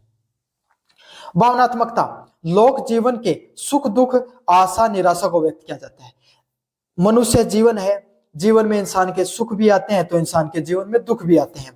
दोनों प्रकार की भावनाओं को इसमें किया जाता है, अभिव्यक्त किया जाता है। दुखी की भावना भी बताई जाती है कि भाई महिलाएं उनके जीवन का क्या संघर्ष है, पुरुषों के जीवन का क्या संघर्ष है। सुख है तो वो उसमें कैसी भावना देखने को मिलती है। तो हमारा जो आम जीवन होता है, कृषि में क्या कठिनाइयां हैं, जीवन में क्या कठिनाइयां हैं, सामाजिकता में, धर्म में जो आपके सामने सुख दुख होता है, आशा निराशा होती है, उन सब चीजों को इन लोक संगीतों के माध्यम से प्रयुक्त किया जाता है। आज के समय तो खैर हमारे पास मोबाइल आ गया, हम तकनीक से जुड़े हुए व्यक्ति हैं, लेकिन पहले के समय सब चीज नहीं हुआ करती थी। तो लोगों के लिए मनोरंजन के साधन क्या हुआ करते थे, यही लोकगीत व लोक साहित्य के माध्यम से वो मनोरंजन किए करते थे। हमारे जितने जो त्योहार हैं वो खास करके जो हमारी सभ्यता के, वो कैसे देखने को मिलते हैं, फसल के कटने के बाद में हमारे लगभग त्योहार आते हैं। क्यों, क्योंकि उस समय लोगों के पास थोड़ा खाली समय हुआ करता था, तभी लोगों ने त्योहारों का आयोजन किया ताकि वो अपना थोड़ा मनोरंजन कर सके। समझ में आ गया आपको विस्तार से। अगले वाला पॉइंट है प्रकृति से जुड़ाव। प्रकृति, पशु पक्षी व ग्रामीण परिवेश का चित्रण मुख्यतः देखने को मिलता है। जो हमारा लोकगीत होते हैं उसमें क्या होता है, प्रकृति का विशेष जुड़ाव होता है, जुड़ाव देखने को मिलता है। चाहे वट वृक्ष हो गया, चाहे आपके सामने तुलसी हो गई, चाहे और कोई पेड़ व पौधा हो गया, उससे संबंधित चीजें आपके सामने देखने को मिलती हैं। कोयल का जो आपके सामने हमारे लोकगीतों में, संगीत में आपके सामने जिक्र देखने को मिलता है, मोर का जिक्र देखने को मिलता है, और कोई हिरण का जिक्र देखने को मिलता है। साथ के साथ जो ग्रामीण जो जीवन होता है उसका परिवेश भी देखने को मिलता है। तो प्रकृति से हमारा जो भारतीय संस्कृति है उसका विशेष महत्व रहा है, और हमारे लोकगीत होते हैं उसमें भी प्रकृति से संबंधित चीजें देखने को मिलती हैं। कैसे पशु पक्षी का, कोई भी महिला है, स्त्री को उस पशु पक्षी से उपमा दी जाती है कि भाई वो तो मोरनी जैसी, उसकी जो मोरनी जैसी उसकी आंखें हैं, चाल है, रूप सौंदर्य जो भी होता है वो उसमें बताया जाता है। परिवर्तनशीलता भी देखने को मिलती है। स्थानीय आवश्यकताओं के अनुसार व परंपराओं के अनुसार इनको थोड़ा बदला जा सकता है। मतलब जो साहित्य की जो लोकगीत होते हैं इनमें क्या होता है, यही सेम संगीत आप दूसरे जिले में सुनोगे या थोड़ा दूर जाकर सुनोगे तो उसमें थोड़ा बहुत अंतर देखने को मिलता है। ऐसा क्यों होता है, क्योंकि लोगों को जैसी जरूरत महसूस होती है, जैसा उनका जीवन हो सकता है एक लोकगीत है जहां पर गाया जा रहा है वहां पे पानी की कमी है, तो वहां पे पानी का रेफरेंस लिया जा रहा है, तो क्या होगा, दूसरे जगह जहां पर पानी ज्यादा तो वहां पर वो उस चीज को क्यों दिखाएंगे। एक जमीन है जहां पर फसल बहुत अच्छी होती है तो उसका रेफरेंस लेंगे, तो दूसरी जगह उतनी अच्छी नहीं है तो उसका रेफरेंस नहीं देखने को मिलता है। तो यही चीजें हैं जो स्थानीय जो आवश्यकताओं के अनुसार इन लोकगीतों को, लोक संगीतों को यूज किया जाता है। क्यों, क्योंकि भाई आपके सामने हमारे खुद के द्वारा लिखे गए, कोई रचनाकार है नहीं, कोई ऐसे तो है नहीं कि कोई न्यूटन का नियम है फिक्स लिख रखा है तो उसी हिसाब से चलना पड़ेगा। अपने हिसाब से जैसी मर्जी आती है उसी हिसाब से अपन बदलाव कर लेते हैं। किस किस प्रकार का लोक साहित्य आपके लोकगीत है वो देखने को मिलते हैं। पहले होते हैं संस्कार गीत। संस्कार गीत क्या होते हैं? जो हमारे संस्कृति से जुड़े हुए जो गीत होते हैं, जो हमारे संस्कार होते हैं। जन्म, जब किसी बच्चे का जन्म होता है उस समय आपके सामने जो आपका दसोटन की जो प्रक्रिया, दसोटन जो हमारे एक जो मतलब मनाया जाता है ना, छठी बनाई जाती है आपके सामने, 6 दिन होने के बाद में मनाया जाता है। समझ में आ गया? ये सब होता है। विवाह होते हैं, विवाह पे आपके सामने लोकगीत देखने को मिलते हैं। और मुंडन जैसे जो संस्कार होते हैं उस पे क्या किया जाता है? आपके सामने हमारे गीत गाए जाते हैं। जैसे सोहर हो गया, बन्ना बन्नी आपके सामने क्या है? आपके सामने ये हमारे संस्कार के गीत हैं, हमारी संस्कृति के गीत दिखाई पड़ते हैं। अगले वाले कौन से आपके सामने जो गीत है वो दिखाई पड़ते हैं, जिनको अपन बोलते हैं लोकगीत के माध्यम से। धार्मिक जो अनुष्ठान होते हैं या व्रतों के दौरान गाए जाने वाले गीत होते हैं। मतलब जब कोई भी व्रत होते हैं तो आपने देखा होगा, चाहे आपके सामने कोई चौथ का व्रत हो गया, होली का व्रत हो गया आपके सामने, या कोई अन्य कोई व्रत होता है, तो उस समय क्या किया जाता है? जो आपके सामने जो हमारे धार्मिक अनुष्ठानों पर गीत गाए जाते हैं। जैसे छठ पूजा की जाती है, तो हमारे तो नहीं होता, बिहार में होती है, वहां पर गीत गाया जाता है। करवा चौथ आती है, उसका गीत गाया जाता है। आपके सामने जो होली पर गीत गाए जाते हैं, तो उस समय कोई व्रत होते हैं, जो कोई गीत होते हैं, जो व्रत होते हैं, त्योहार होते हैं, उस समय भी क्या किया जाते हैं? आपके सामने हमारी संस्कृति में गीतों का गायन होता है। अगले वाला पॉइंट है श्रम गीत। काम करते समय गाए जाने वाला गीत, मतलब थकान दूर करने के लिए, खुद को उत्साहित करने के लिए। मतलब भाई पहले, आज के समय तो खैर मोबाइल वगैरह आ गया तो मनोरंजन उसी पर हो जाता है, लेकिन पहले क्या हुआ करती थी, महिलाएं जब काम करती थी तो भाई घर का काम करने के लिए जब उनको ऐसा लगता था कि अब थोड़ा सा मनोरंजन कर लिया जाए, तो वो आपस में बैठकर, सामूहिक परिवार हुआ करते थे हमारे गाँव में, बैठकर ही गीत गाने लग जाती थी। तो इस प्रकार के गीतों को क्या कहा जाता है? श्रम गीत के नाम से जाना जाता है। जो महिलाएं अपनी थकान दूर करने के लिए और एक दूसरे का उत्साह बढ़ाने के लिए गीतों का गीत गाया करती थी, उसको क्या कहा जाता है? श्रम गीत के नाम से जाना जाता है। समझ में आ गया? अगले वाले गीत है वो किस प्रकार के गीत आपके सामने? ऋतु गीत। विभिन्न प्रकार की ऋतुओं के आगमन पे आपके सामने गाए जाने वाले गीत को किस नाम से जाना जाता है? ऋतु गीत के नाम से जाना जाता है। जैसे सावन में कजरी गाया जाता है, होली में फाग और होली के गीत, फागुन में फाग और आपके सामने होली के गीत दिखाई देते हैं। तो जिस प्रकार की ऋतुएं आती हैं उसी प्रकार के जो हमारे लोकगीत भी दिखाई पड़ते हैं। सावन में कजरी भी गाते हैं, फागुन में जो फाग के जो गीत आते हैं वो देखते हैं, और होली के गीत दिखाई पड़ते हैं। यही सब हमारे जो संगीत है, हमारे जो लोक जीवन के पहलुओं के संगीत के माध्यम से हमारी भावनाओं को व्यक्त किया जाता है। ये जो हमारे साहित्य देखने को मिलता है, इसमें क्या होता है? इस हमारे लोकगीत, लोक जीवन के जो अलग अलग पहलू होते हैं उसके बारे में हमें विस्तार से पता चलता है। तो ये था आपके सामने जो हमारे जो लोकगीत है उसकी क्या विशेषताएं हैं, उसके बारे में अपन ने विस्तार से पढ़ा, और उसके विभिन्न प्रकारों के बारे में अपन ने विस्तार से जाना। समझ में आ गया? पहला प्रश्न यूनिट नंबर 2 का कैसा लगा आप जरूर से बताना। चैनल को जोर से सब्सक्राइब कर देना। आप में से अधिकतर बच्चे, 90% बच्चे वीडियो देख लेते हो लेकिन चैनल को सब्सक्राइब नहीं करते हो।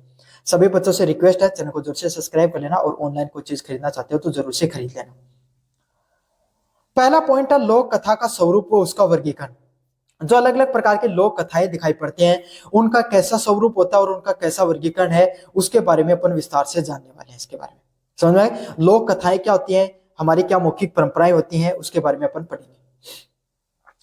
लोक कथाएं व मौखिक परंपराएं पीढ़ी दर पीढ़ी चलने वाली काल्पनिक व अर्ध काल्पनिक कहानियां हैं। मतलब जो लोक कथाएं होती हैं, जो आपके सामने अपने जो पिताजी से सुनी होगी, अपने दादाजी से, खास करके हमारे दादा दादी हमें ज्यादा कहानियां सुनाते हैं। खैर आजकल तो अपन मोबाइल की वजह से ज्यादा उनके करीब नहीं बैठ पाते हैं, लेकिन अगर आप बैठते हो तो पहले के समय बहुत सी कहानियां वो उनको सुनाया करते थे। उन्होंने अपने जीवन में क्या किया, हमारे पूर्वजों की क्या कहानियां हैं, वो आपने सुना होगा कि हमारे गाँव के वो बड़ी सी चट्टान है, वो हमारे दादा के द्वारा लेकर आए थे, है ना। वो बड़ा सा एक जो मीनार देखने को मिल रही है, बड़ी सी जो एक जो महल टाइप जो हवेली है, वो उन पूर्वजों के द्वारा निर्माण की गई थी। उस समय इतने उसके अंदर जो बहुत से मजदूर लगे थे, सुना, वो निकासी उसके द्वारा की गई थी। तो इस प्रकार की जो लोक कथाएं हैं, जो हमारे जैसे महाराजा सूरजमल हो गए, जो हमारे जो राजा हो गए, महाराणा प्रताप के बारे में सुनते हो, या फिर आपके सामने जो और अन्य जो कोई बाबूजी, जो हमारे तेजाजी लोग, जो हमारे लोग देवता है, उनके बारे में जो हम कहानियां सुनते हैं उसको क्या बोला जाता है? लोक कथाओं के नाम से जाना जाता है।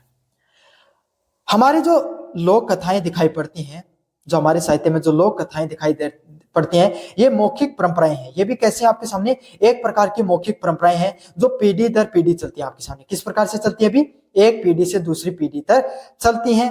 काल्पनिक व अर्ध काल्पनिक कहानियां, कुछ कहानियां आपके सामने वास्तविक है जो आपके सामने समाज में घटित हुई घटनाएं हैं, कुछ आपके सामने अर्ध काल्पनिक कहानी है।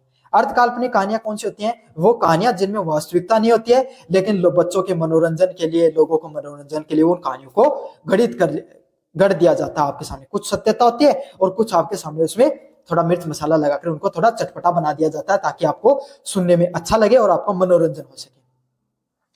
इन सब कहानियों का मूल उद्देश्य सिर्फ मनोरंजन करना है। ये जो आपके सामने लोक कहानियां, लोक संगीत दिखाई पड़ते हैं, इनका मूल उद्देश्य क्या होता है? सिर्फ आप सबका क्या करना? मनोरंजन करना इनका मुख्य उद्देश्य होता है।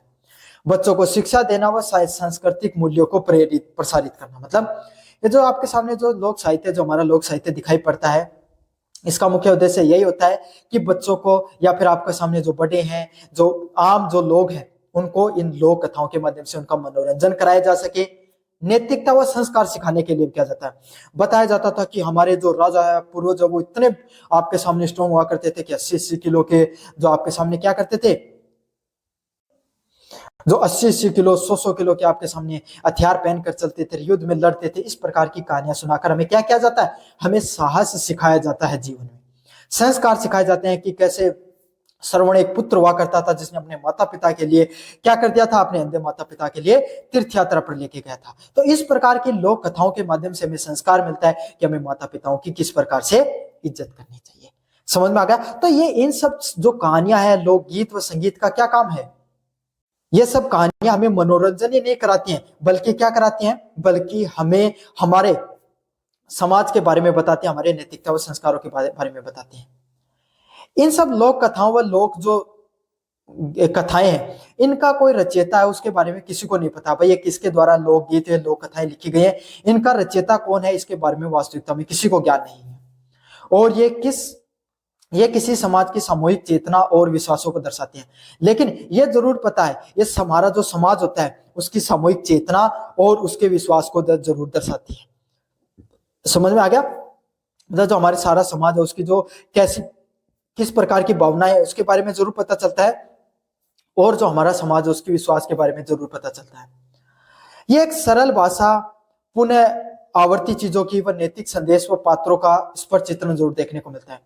जो आपके सामने जो साहित्य दिखाई पड़ता है, इसमें सरल, सहज व स्पष्ट भाषा का जरूर प्रयोग किया जाता है। पुनः आवर्ती, बार बार चीजों को क्या किया जाता है? आपके सामने पुनः रूप से बोला जाता है। नैतिक संदेश और पात्रों को भी स्पष्ट क्या किया जाता है? स्पष्ट चित्रण होता है इसके अंदर। मतलब पात्रों को स्पष्ट रूप से चित्रित किया जाता है। आसान भाषा का प्रयोग। आपको आपके दादा ने अगर कोई कहानी सुनाई, कभी संस्कृत में सुनाई है, हिंदी में सुनाई, नहीं सुनाई ना, आपकी लोकल भाषा में सुनाई होगी, ताकि आपको सुनने में अच्छा लगता है। और जो पात्र होते हैं, जो उसमें नायक और नायिका होते हैं, उनको एकदम स्ट्रॉन्ग बनाया जाता है ताकि आपको सुनकर अच्छा लगे, एकदम मजा आ जाए। समझ आ गया? उसमें आपके सामने अलग अलग कहानियां होती हैं। राजा रानी की कहानियां, पशु पक्षियों की कहानियां, देवी देवताओं की व सामान्य जनपात्रों की कहानियां, अलग अलग चीजें होती हैं। कोई राजा रानी की कहानी सुना दी आपको, कोई पशु पक्षी की कहानी सुना दी, साहसी बनाने के लिए आपके सामने, कोई आपके सामने लोक देवता है, लोक देवी देवताओं की कहानियां, व सामान्य जो जनपात्र होते हैं उनकी कहानियों के बारे में आपको बता दिया जाता है। तो इसके माध्यम से क्या होता है? आपके सामने आपको मोटिवेट करने का कार्य किया जाता है। वर्गीकरण की बात करें, आपके सामने लोक कथाओं को उनके विषय वस्तुओं, पात्रों के आधार पर विभिन्न वर्गों में बांटा जा सकता है। वर्ग ये समझा कि क्या होते हैं लोक कथाएं, समझ लिया, सब कुछ बता दिया एकदम डिटेल से। अब वर्गीकरण देखेंगे कि कितनी प्रकार के आपके सामने लोक कथाएं होती हैं। समझ में आ गया? तो पहले प्रकार की जो लोक कथाएं होती हैं वो क्या होती है? परी कथाएं, फेरी टेल्स। मतलब ऐसी कहानियां, इसी प्रकार की लोक कथाएं जिनका वास्तविकता से कोई लेना देना नहीं होता है, पूरी तरीके से मनगढ़ंत होती है, बच्चों को मनोरंजन करने के लिए खास करके इस प्रकार की कहानियां बनाई जाती हैं। समझ में आ गया? परी कथाएं होती है, नाम से पता चला, जहाँ पे परियों की बात होगी, मतलब कोई जादुई तत्वों की बात की जाएगी, भाई जहाँ पे जादू जैसी चीजों की बात की जाएगी। राजकुमार व राजकुमारी की कहानियां, परियां व अजूबे की कहानियां, मतलब इस प्रकार की कहानियां सुनाई जाएंगी जिनके बारे में, जिनका वास्तविकता से कोई लेना देना नहीं होता, जिसमें जादू होगा आपके सामने, जिनको सुनकर आपको अच्छा लगेगा कि हाँ ऐसा भी हो सकता है। समझा? कोई राजकुमार राजकुमारी की कहानी सुना दी, कोई परियों की कहानी व अजूबों की कहानी आपको सुना दी जाती है। तो इस प्रकार की कहानियां आपको किस लिए सुनाई जाती है? ताकि आपका मनोरंजन हो सके, बच्चों का मन लुभावनी कहानियां होती है एक प्रकार की। अगले वाली कहानियां आपके सामने कैसी होती हैं? पर पशु व पक्षियों की कहानियां। किस प्रकार की कथाएं देखने को मिलती हैं? पशु व पक्षियों की कहानियां होती हैं जिसमें पशु पात्रों के माध्यम से नैतिकता सीख दी जाती है। मतलब जो अलग अलग प्रकार की कहानियां सिखाई जाती हैं, जो आपके सामने पशु पक्षियों की कहानियां होती है, जिसमें क्या होती है, पशु पात्र होते हैं, उनके माध्यम से उनको नैतिक सीख दी जाती है। समझ में आ गया? जैसे पंचतंत्र की कहानियां, शेर हो गया आपके सामने, जो चीता हो गया, लोमड़ी होगी, खरगोश हो गया, हाथी हो गया, इस प्रकार की कहानियां देखने को मिलती हैं। जिसमें आपने सुना होगा चूहे की, और आपके सामने जो शेर की कहानी हो गई, बचपन में कहानियां पढ़ते हैं ना, वो कोए की कहानी होगी, जो उसमें जो उसका जो मटका होता है उसमें अपने क्या डालता है, पत्थर डालता रहता है पानी पीने के लिए। इस प्रकार की कहानियां आपने बचपन में पढ़ी होगी ना, वो पंचतंत्र की कहानियां हैं। इस कहानियों के माध्यम से क्या देखने को मिलता है? हमें नैतिक सीख दी जाती है। किस प्रकार की सीख दी जाती है? नैतिक व संस्कारों की सीख दी जाती है कि आपके समाज, आपको चीजों के बारे में पता चल सके। अगले वाली कहानी आपके सामने किस प्रकार की है? नीति कथाएं। नीति कथाएं होती हैं स्पष्ट व नैतिक संदेश या जो जीवन में पाठ सिखाया जाता है। मतलब आपके सामने जो मैंने बताया था ना, जो भगवान श्री राम की कोई कहानी सुना दी कि भगवान श्री राम ने अपने पिताजी की आज्ञा मानने के लिए अपना राजपाट छोड़ दिया था।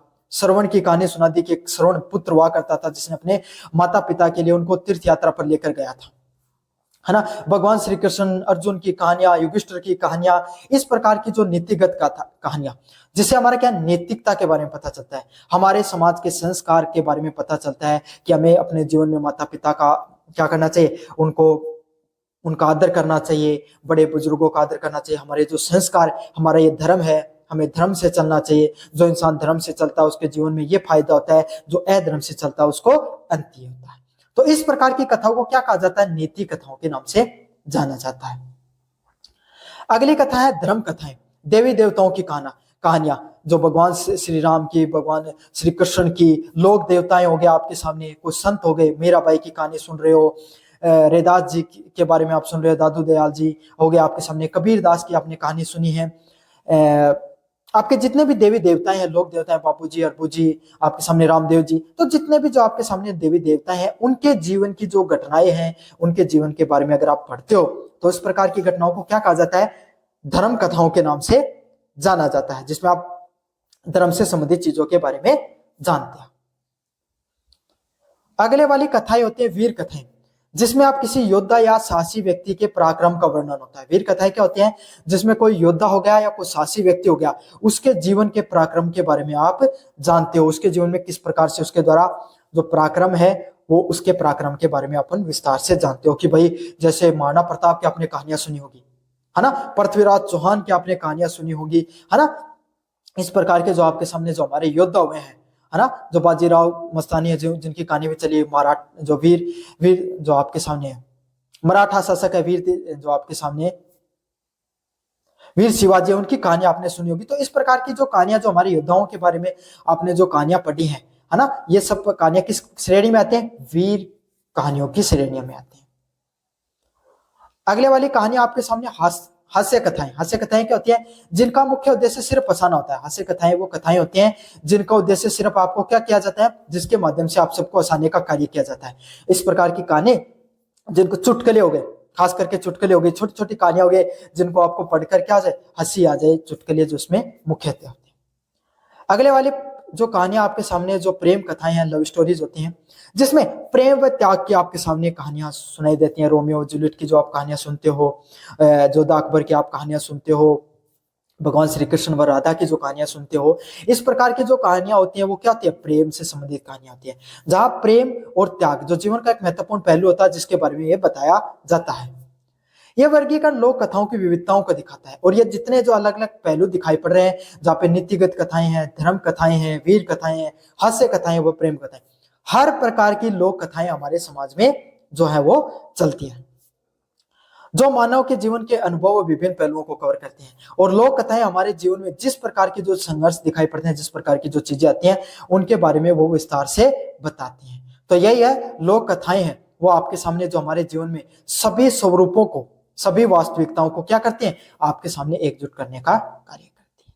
तो कैसा लगा आपको वीडियो? जरूर से बताना, चैनल को जरूर से सब्सक्राइब कर देना, अपने दोस्तों को जरूर से शेयर कर देना। धन्यवाद।